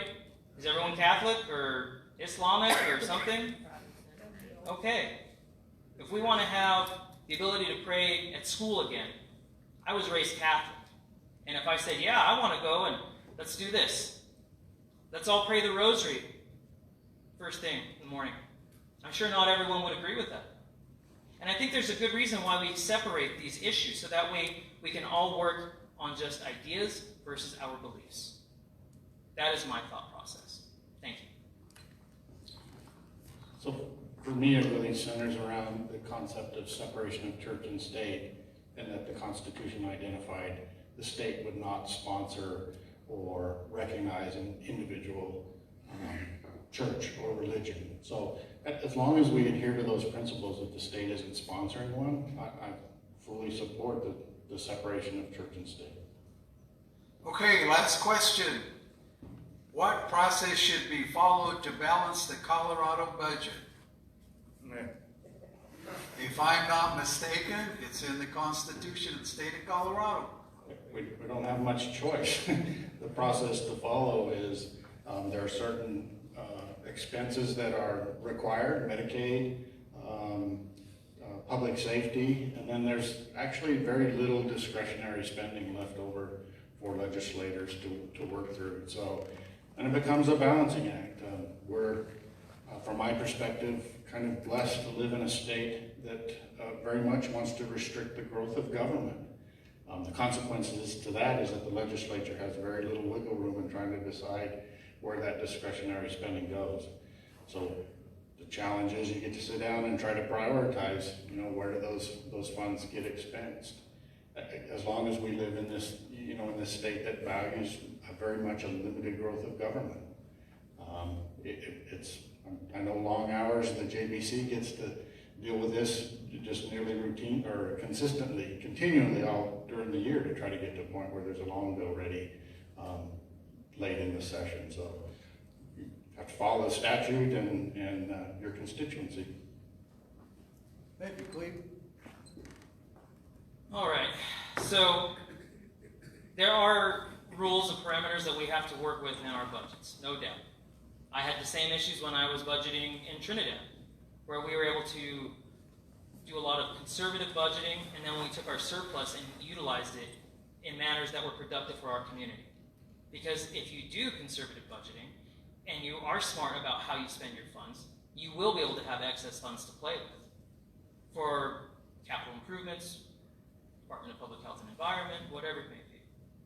So one of the ideas that I have about wiggle room is on the marijuana tax code.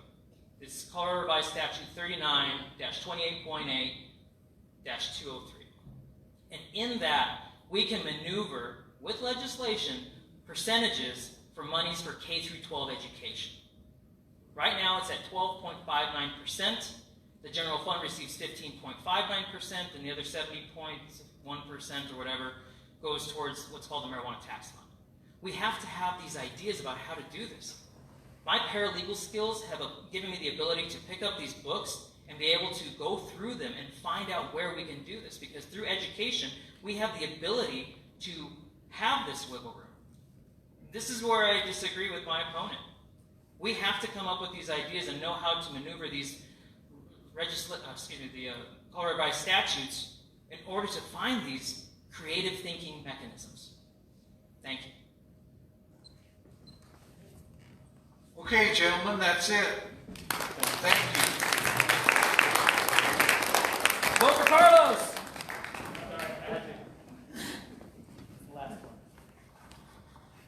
Next to last of the offices that are seeking your vote, well, actually it's third to last. The 16th Judicial District Attorneys, we have candidate Rodney Foraker, Democrat, and Will Culver, the Republican. And the first to go will be Will Culver.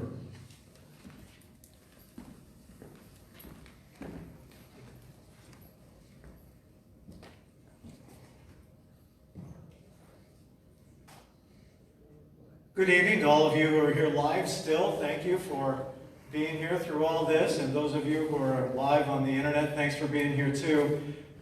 I am William Culver. I'm asking for your vote to be your Republican District Attorney for the 16th Judicial District. The 16th Judicial District serves Otero, Bent, and Crowley counties.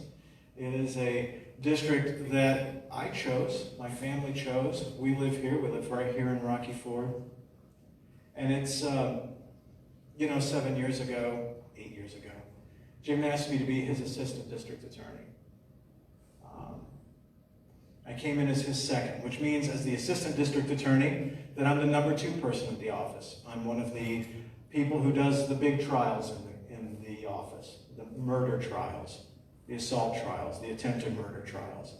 I've done murder trials for each of the 3 counties in the last 8 years, for Bent, Crowley, and Otero County, and little did I know that this is a job I would love this much. It's a job that's been rewarding, working closely with law enforcement, working closely with our law enforcement partners. We're getting to know each of them. Ask your neighbors in law enforcement. Ask them when they call, who comes? Because when they call us, when they need help, we come, we show up. When they need advice in the middle of the night, like last night, 12 o'clock, they call us. And it's important to have us there and have that consistency. I can't tell you how important it's been to emphasize that trust with our local law enforcement, to gain the trust with our local law enforcement, and to work closely with them. Over the last 8 years, no other lawyer has been in trial more days in the district, not just criminal lawyers, not lawyers in the district attorney's office. No other lawyer has had more days in trial than I have.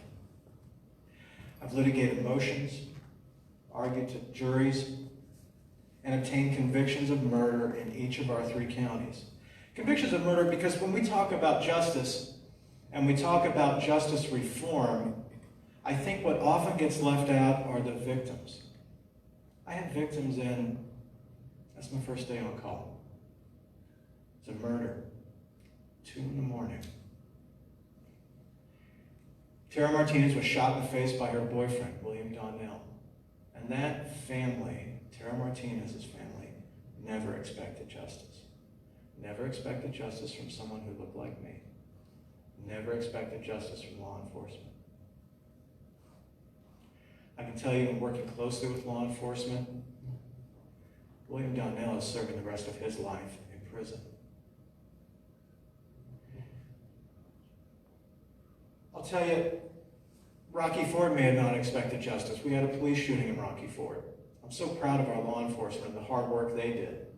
And that police shooting was investigated by outside agencies who made a recommendation, and that case went to trial. And you may be thinking to yourselves, how do you maintain a good relationship with law enforcement despite trying an officer for an on-duty homicide? How do we do that? It's communication, knowing our officers, speaking with them, engaging them, and showing them that we have just as much ownership in their cases as they do, and as much ownership as our victims and our citizens do, because this is the greatest job I've ever had. It's been a great pleasure to serve the citizens of Otero, Crowley, and Bend County. And one more thing. Local politics are maybe different than state level politics. But I would tell you this, I have always been a supporter of the Second Amendment. And our local district attorney has jurisdiction over our local district. So what does that mean for us? It means that our local district, local values are important. Not the values of Denver, not the values of Boulder, not the values of the mob, but our local values. And I live here, I work here, I chose to be here, I go to church here. It's been my great honor to serve you. I want to continue to serve you. I want to keep moving forward with what we're doing. We need to emphasize victim crimes. They've taken away our drug crimes, but we need to emphasize crimes with victims and burglaries. And I look forward to doing it with you and with our law enforcement partners. Thank you.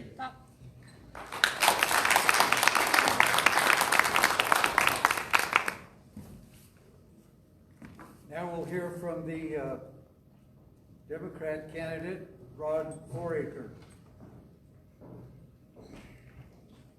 I'm asking to be elected as district attorney for Bend, Crowley, and Otero counties.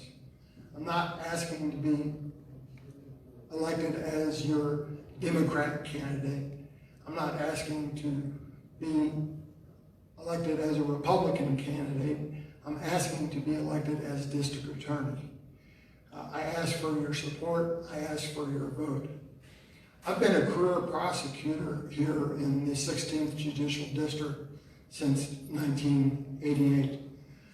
I started out in county court working for Gary Stork, and the first week I was here, I had my first trial in county court. I worked through Gary's office, becoming his chief deputy district attorney, his assistant district attorney, and then in 2005, I was elected as the district attorney and held that position to 2013. After I was turned out, Mr. Bullock kept me on to work a murder case out of the prison, and he has kept me on to work cases out of the 3 prisons since. A lot of people don't know what the DAs do.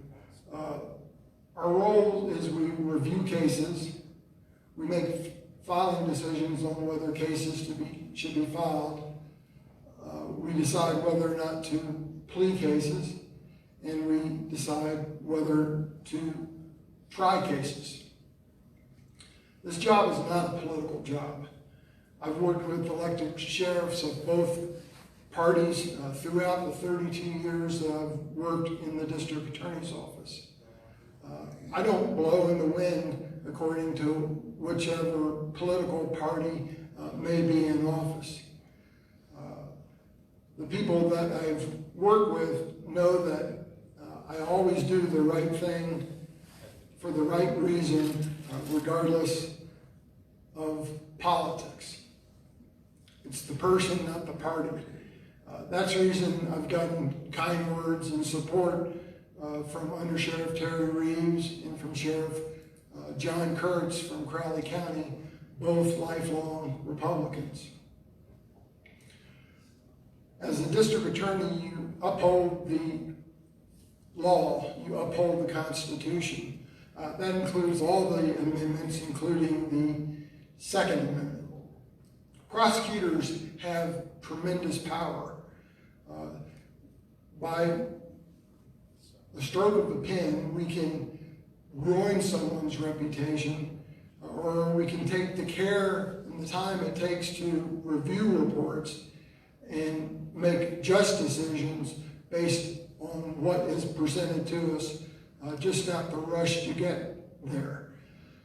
Likewise, a prosecutor has to be zealous, or serious criminals will not be held accountable. Experience does matter in this office.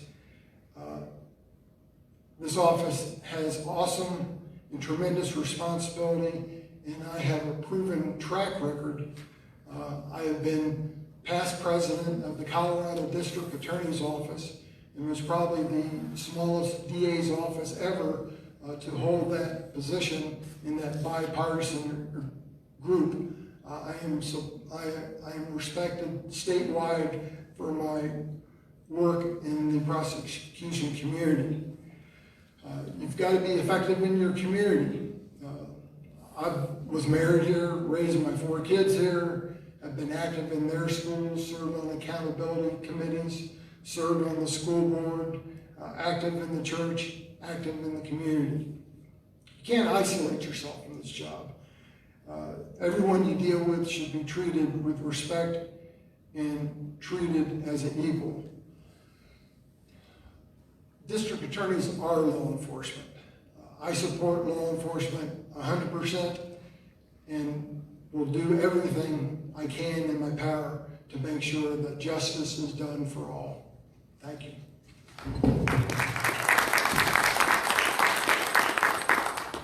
Okay, Rod, you might want to jump back up, because you'll be first to answer this question. Why does it seem like drug cases only result in a slap on the wrist? Is it because of the laws passed by the legislature, the courts, or plea deals? The law has changed in the last few years that the possession of almost any drug is a misdemeanor. The only ones that remain drug felonies basically are sales. The legislature are the ones that have switched the law. They placed the law in effect because they believe that treatment may be more important than prosecution. What I've found in my years of experience working in this district attorney's office is drugs and alcohol, unfortunately, are one of the biggest reasons that we see all the other crimes. So it's your legislature that has changed it. If you don't like it, you need to let them know. You need to let them know strongly. Rod's right. That's exactly right. The legislature's taken away drug felonies. So, for instance, possessing a small amount of heroin, methamphetamine, cocaine is a misdemeanor. Officers have to write a ticket. They cannot arrest. That's the state of the law in the state of Colorado. So he's right. That's the legislature's problem. The other half of that, though, is that if it's over 4 ounces, it can still be charged as a felony. If they are caught dealing, or if they have an amount and scales or other things, we can charge that as a felony for distribution or possession with intent to distribute.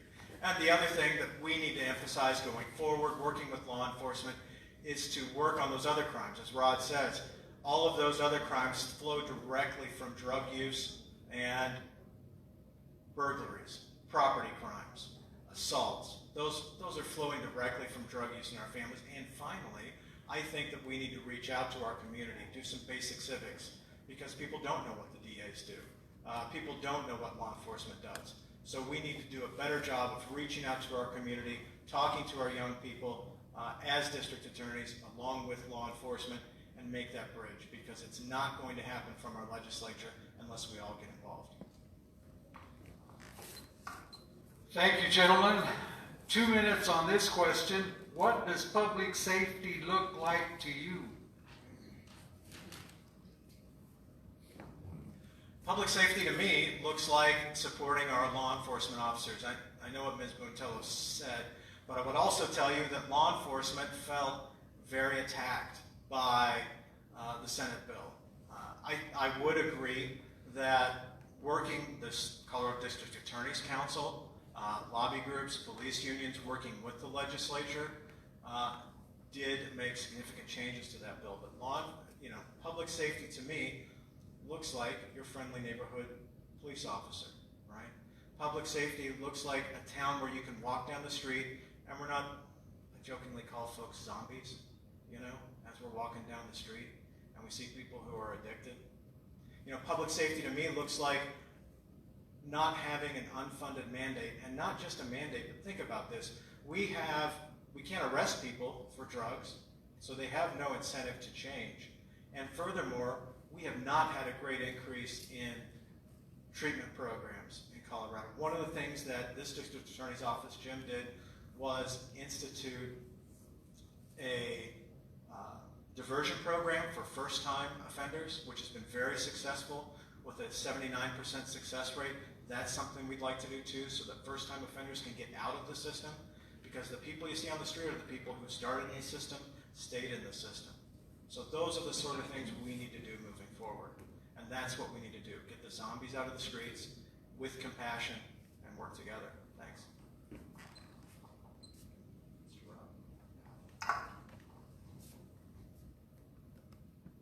It's all about law enforcement, and it's all about working with law enforcement. In the 32 years that I've been here, law enforcement has not been funded at an appropriate level in any of these three counties.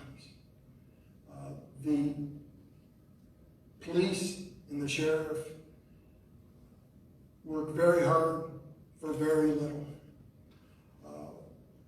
We essentially end up being a training ground for larger jurisdictions. We teach them to do things, we teach them to do it right, and we lose them for higher paying jobs in other areas. We've got to find a way to have the city councils and the county commissioners fund our law enforcement to make things work better for all of us. We've got to work with our law enforcement as well. When I was growing up, every time we passed a policeman or passed a sheriff, we were instructed to wave because every law enforcement we saw was a personal friend of our family. And I take that, my dad's lesson, to heart now. They are personal friends. We need to cooperate with them. We need to help them. We don't need to avoid them. We need to do all we can do to be part of the solution. Thank you, gentlemen.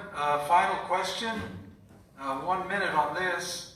DA candidates, with the passing of Senate Bill 20-217, how do you see it affecting public safety, crime, and judicial process? Rod? I don't even know the exact parameters of that bill. What's the title of the bill? Police Accountability. What's that? Police Accountability and Integrity Act. Police, yeah. You know, it's there. Having served on the District Attorney's Council and being on the Executive Committee and having worked closely with the Sheriff's Committee when our former Sheriff, Chris Johnson, had headed that organization, the lobbying efforts of the law enforcement could be stronger in Denver. We play defense all the time. Some of the things that they're requesting is that we do body cameras for everything. Most of our agencies do that, but the questions that it comes to the local agency is, how do you preserve it? How do you build the networks to handle all that. There's time frames on how quick they have to be given out. There's some things, whether or not should be given out before trial, because you want to have fair trials. Stop. He only gave you 1 minute. I'm sorry. Well, I can tell you the immediate effect of that Senate bill was that our law enforcement officers panicked. One of the things I did is I reached out to all of our local law enforcement agencies, the Otero County Sheriff's Office, Sean's office, all of our local law enforcement agencies, and went through the bill line by line with them so that they knew what to expect. They panicked. They all felt like they were under attack. So it's truly not as bad as it looked. But I would also tell you this, the thing that as you read through that, you just, for me, the sense of pride in our local law enforcement, as I reassured them time and again, this is what the House and the Senate say you need to do. You're already doing this, aren't you? Yes, we are. So we move right on. Because all of those things, the assumption built into it is that law enforcement wasn't doing the right thing. I'm here to tell you they are doing the right thing. Body cameras are an unfunded mandate, so that's money that's going to have to come out of our local communities. Rod's absolutely right about that. I'll just leave it there. Okay, thank you, gentlemen. That ends the end of the questions for the DAs. The last candidate for elected office is Ike McCorkle for Congressional District 4.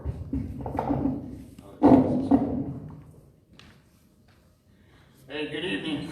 Thank you guys so much for having me here, for giving me the opportunity to address you this evening. How many of you guys feel like we've been here all evening? Yeah, right? I was over there, my legs were falling asleep. But anyways, sorry about my voice. I have a paralyzed vocal cord from an injury I received when I was downrange in Iraq. I'm Ike, like you said, Ike McCorkle. I'm a retired Marine officer, special operator, Purple Heart recipient, proud father.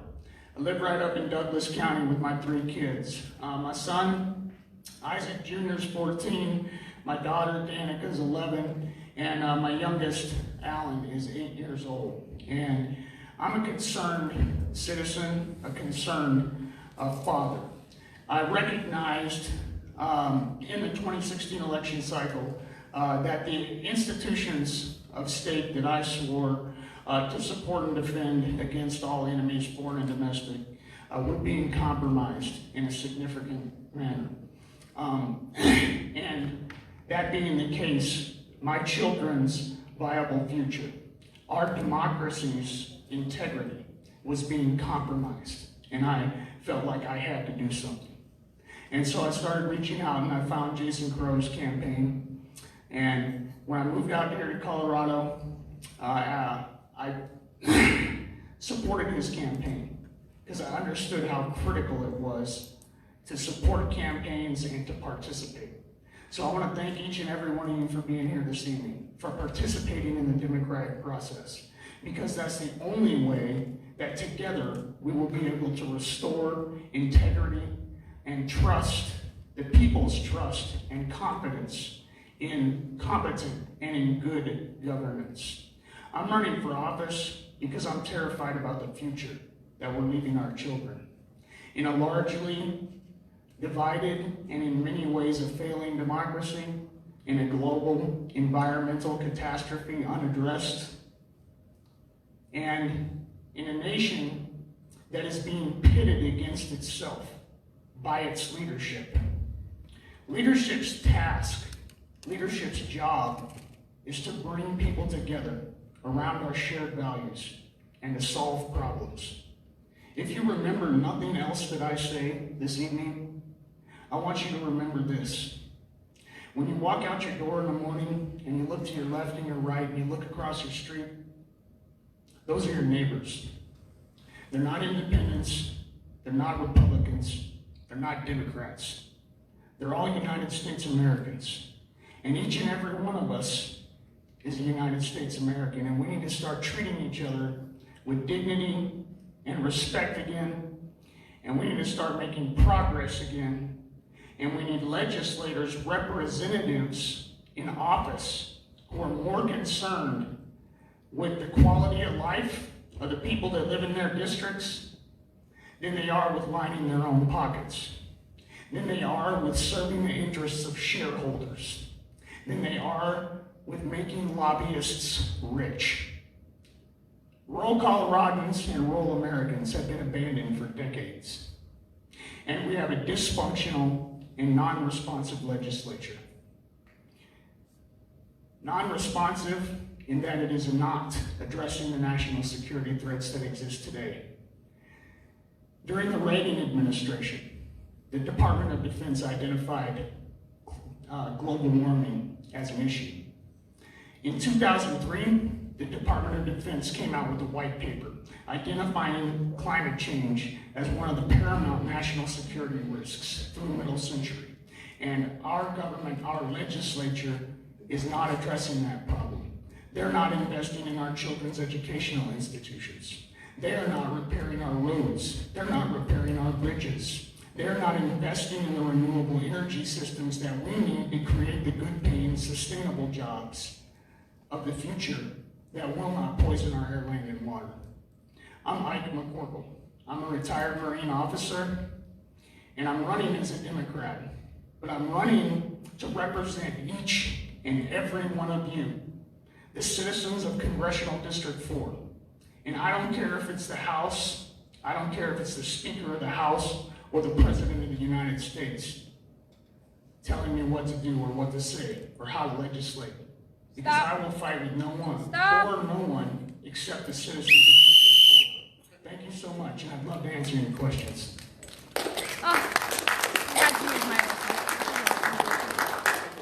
Does anybody have any questions for Mr. McCorkle?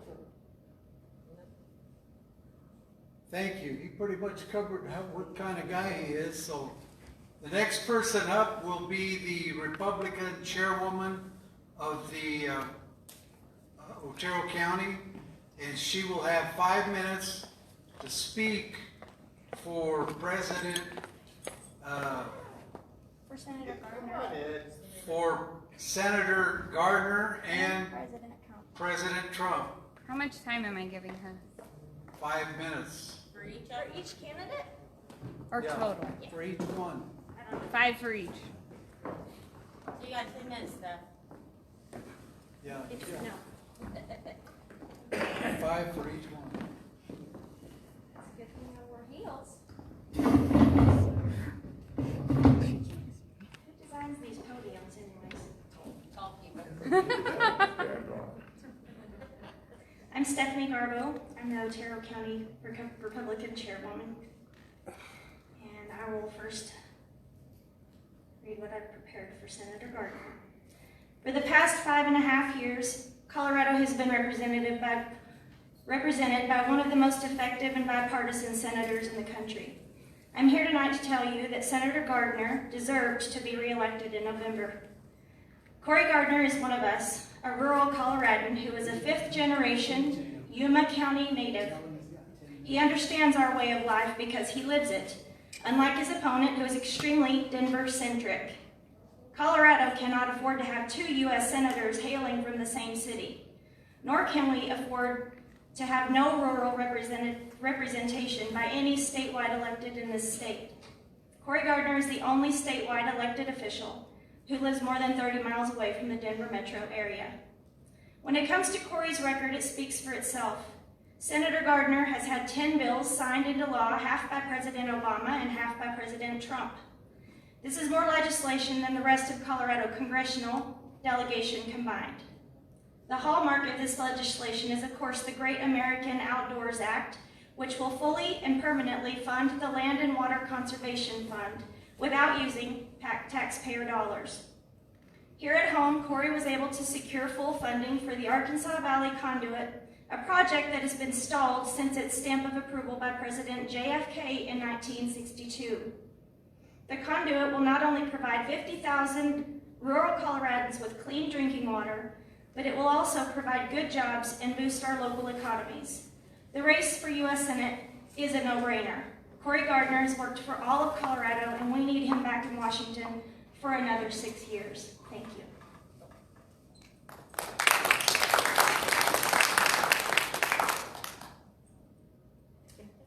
President Trump. For 3 years, America witnessed the creation of the most prosperous economy in our history. Record low unemployment for Americans across the board. Coloradans saw on average a $1,400 tax cut, and unnecessary regulations were cut so that business could prosper. This economic prosperity happened because of the policies implemented by President Trump. Now, as we near the end of this tragic pandemic, we are beginning to see the president rebuild our economy once again. I want to talk about leadership. Candidates here tonight are running not to lead, but to serve.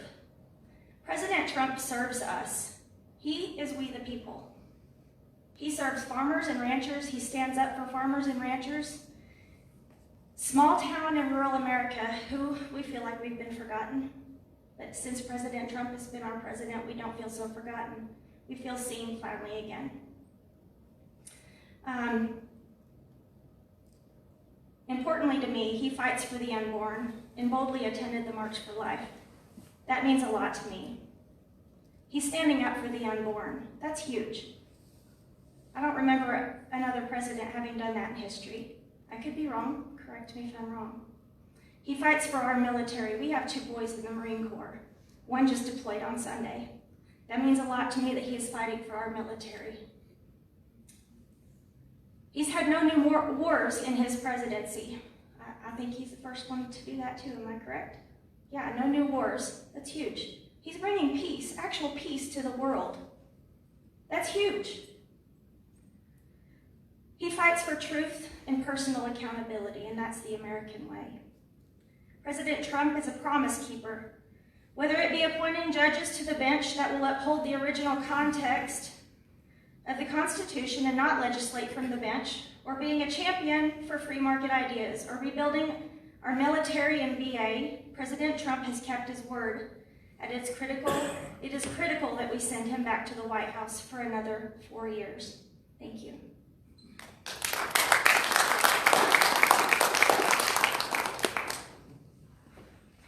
Thank you, Stephanie. I know you want to answer questions. No.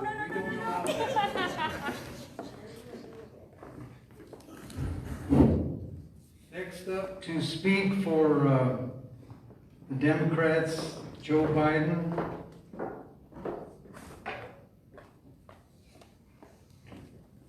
And John Hickenlooper is the Otero Democratic Party Chairman, T.J. Heston.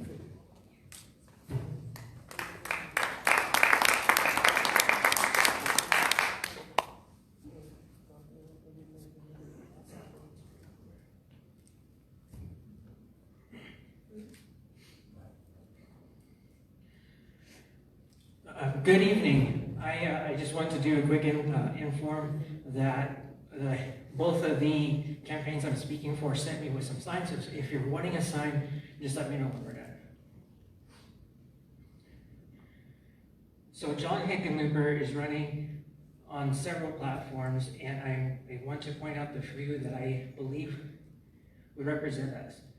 So healthcare is a right, not a privilege, and no matter where you live, who you are, or how much you earn, you deserve high-quality, affordable health care. As a nation, we've repeatedly fallen short of this aspiration.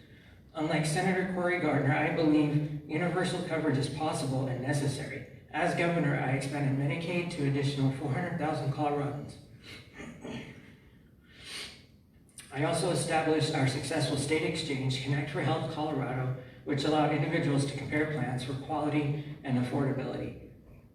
He wants to establish a national public option, undo a decade of damage of Republican repeal, and dismantle efforts, address unintended consequences of the Affordable Care Act, boost the access exchanges, strengthen Medicare and Medicaid, lower the cost of prescription drugs, and end surprise medical billing.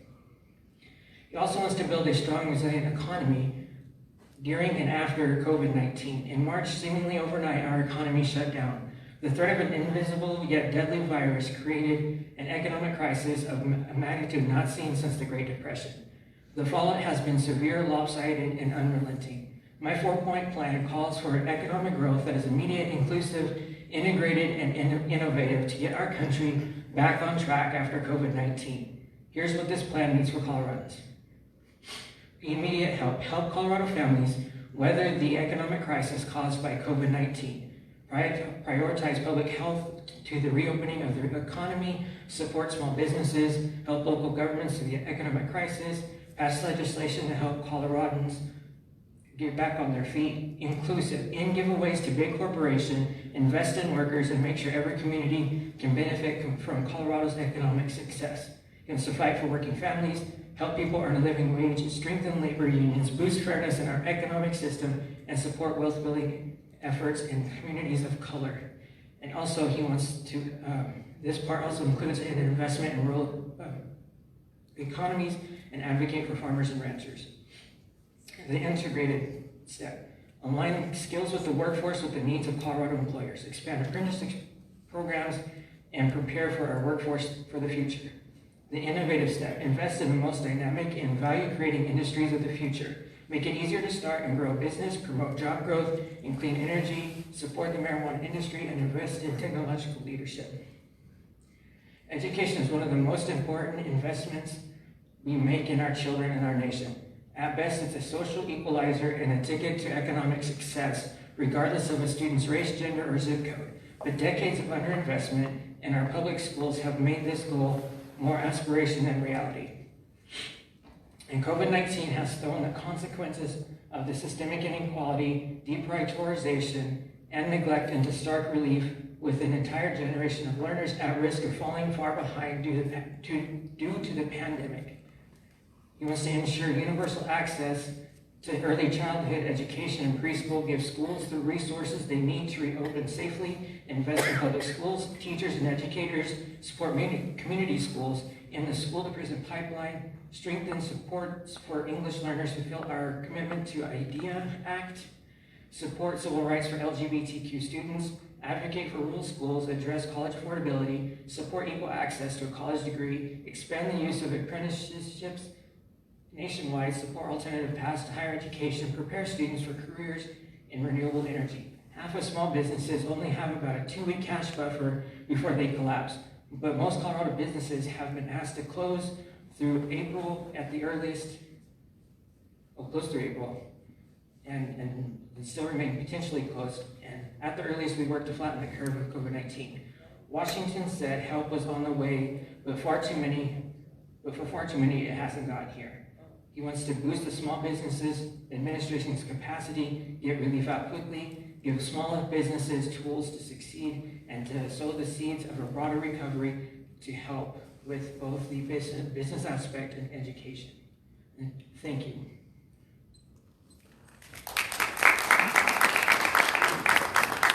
Thank you, TJ. And you wanted to speak Alice Madden, right? Or was that Hickenlooper? That was Hickenlooper. Okay. You want to go for Joe Biden now? Yeah.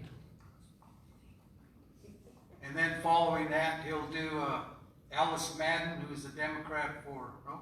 There's no CU region at large. Oh, there isn't? No. So you're just going to do 2? Yeah. Okay, thank you. Okay, Joe Biden, the ex-vice president.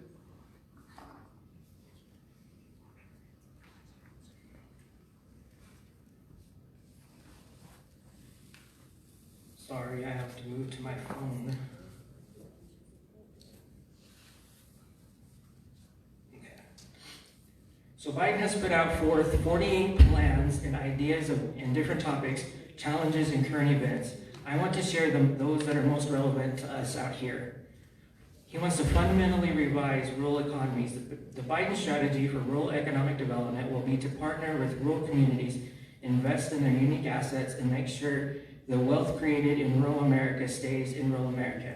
He wants to strengthen our agricultural sector by pursuing a trade policy that works for American farmers, supporting beginning farmers, reinvesting in land grant universities, agricultural research, so the public, not private companies, own the patents to agricultural advances. He wants to in partnering with farmers to make American agricultural first in the world, strengthening the antitrust enforcement. To invest $20 billion in rural broadband infrastructure, triple funding to expand broadband access in rural areas, expand access to credit for new and small businesses. He wants to partner with rural communities to help them fully address federal access to federal resources. The Biden administration wants to fundamentally change how the federal government interacts with rural communities so that often do not have access to federal programs. The Biden administration will partner with these communities to help them fully access federal resources to create jobs, build wealth, and give rural Americans who live in poverty the chance to join the middle class. He wants to create a partnership that will partner with rural communities to help them access federal funds, prioritize persistent poverty in rural America. He wants to protect and build on the Affordable Care Act to improve access to quality health in rural communities. Biden believes that every American has the right to the peace of mind that comes with knowing they have health insurance and access to affordable quality health care. He believes that it's a right, not a privilege. It should not be dependent on whether they live in a city center, a small town, or a remote rural American community. He knows that they face unique challenges and opportunities when it comes to access to quality health care in rural communities. The local hospital is the largest, if not one of the largest, not the largest employers. Keeping our rural hospitals open is critical not only for saving lives, but also for supporting local economies in rural America. He wants to keep rural hospitals open. He wants to defend the Affordable Care Act, finish the job of expanding coverage to low-income adults, give rural hospitals the flexibility they need to keep the doors open and care for their patients. He wants to expand primary care and innovative healthcare delivery models in rural communities, double the funding for community health centers, equipping rural communities health centers to be the hubs for health communities, expanding the pipeline of rural healthcare providers, building new health clinics, and deploying telehealth in rural America. His tax policy, as President Biden, will require corporations of the wealthiest Americans to finally pay their fair share. He won't ask a single person making over $400,000 a year to pay a penny more in taxes, and will in fact act more than 12 middle-class tax cuts that will finally give the working families the financial support they deserve. But struggling families need support immediately, which is why Biden is demanding the passing of emergency tax relief to middle-class families as a part of a new COVID-19 response package. The future of the American worker. Joe Biden will mobilize the talent, grit, and innovation of the American people and the full power of the federal government to bolster American industrial and technological strength and ensure the future is made in all of America by all of America's workers. Biden believes that American workers can outcompete anyone, but their government needs to fight for them. Biden does not accept the defeatist view that the forces of automation and globalization render us helpless to retain well-paid union jobs and create more of them in America. He does not buy for 1 second that the vitality of the U.S. manufacturing is a thing of the past. The American story has always been deeply rooted in our ability to reinvent ourselves in the face of new challenges. At moments in our history, the federal government, private sector, and above all, American workers and working families have mobilized to unleash eras of innovation and shared prosperity. If we make smart investments in manufacturing technology and give our workers and companies the tools they need to compete, use taxpayers' dollars to buy American smart American innovation, stand up to Chinese abuses, and insist on fair trade, and extend opportunity to all Americans, many of the products that are being made abroad can be made here today. Thank you.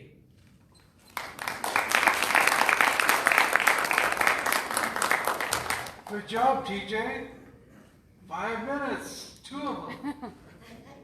All right, I just want to say right now that we're going to put our timer on the clock now. She's going to talk about redistricting.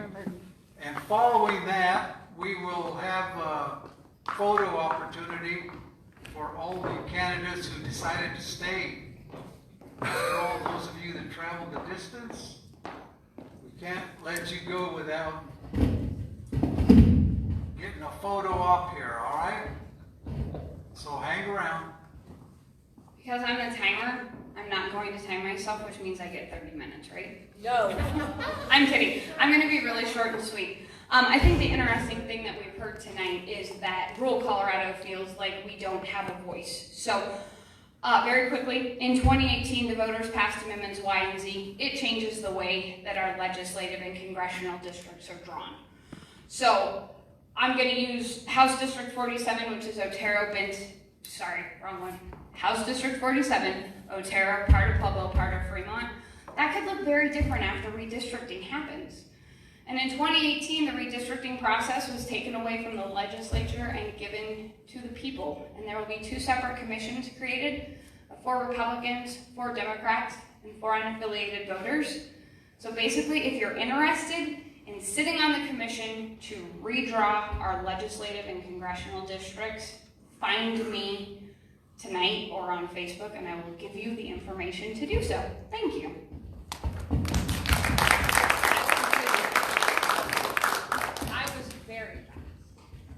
We have a request from an audience member, Mrs. Betty Blanco, who would like to speak on which amendment? Proposition 113. 113, what is that? National popular vote. Oh, the national popular vote. This is really a controversial thing that she'll talk about, and I don't know which way she's leaning, but let's hear it for her.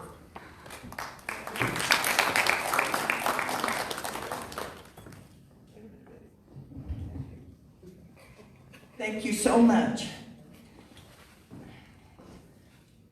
This Proposition 113 is, you ask somebody about national popular vote and they get a real glazed over look in their eyes because they don't really understand it. And I think this is the one proposition that few people do understand, and hopefully I can clear it up tonight, I hope.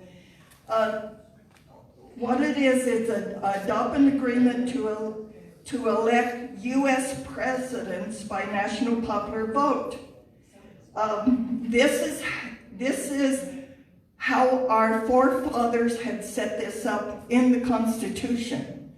And to change the way we vote for the president will be changing our Constitution. And this just seems to be really clear as mud. But if we can kind of compare it to the World Series game, you have to have 4 games to win the World Series. So if you come down, the first game, the Yankees win 2-1. Second game, Yankees win 3-1. Third game, Yankees win 4-3. Oops, the fourth game, Pirates win 36-5. Okay, so you have to play another game to get the 4 games out of the World Series. Yankees win it 2-1. Okay, so who won the World Series? The Yankees, right? But if you compare this to like the popular vote, they say, no, the Pirates won because they got the most runs in all the games. And that's true. And people start shouting, that's not fair, that's not fair, they got more runs. Well, that's what's happening with this popular vote. They're saying, it's only fair if you have popular votes elect the president.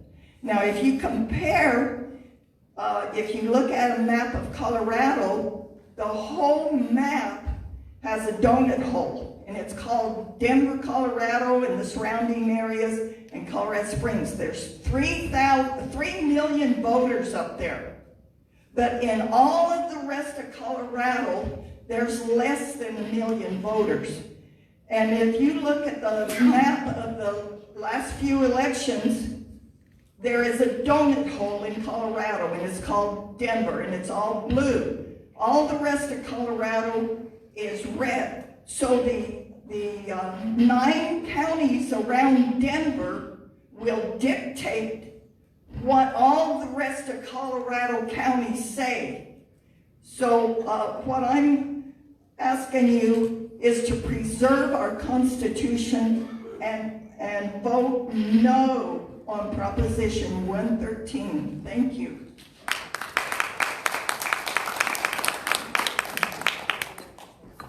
Thank you, Betty. At this time, I'd like to have a photo op. Ross, are we ready? Ross. Or Laura, who's taking the picture? Ross?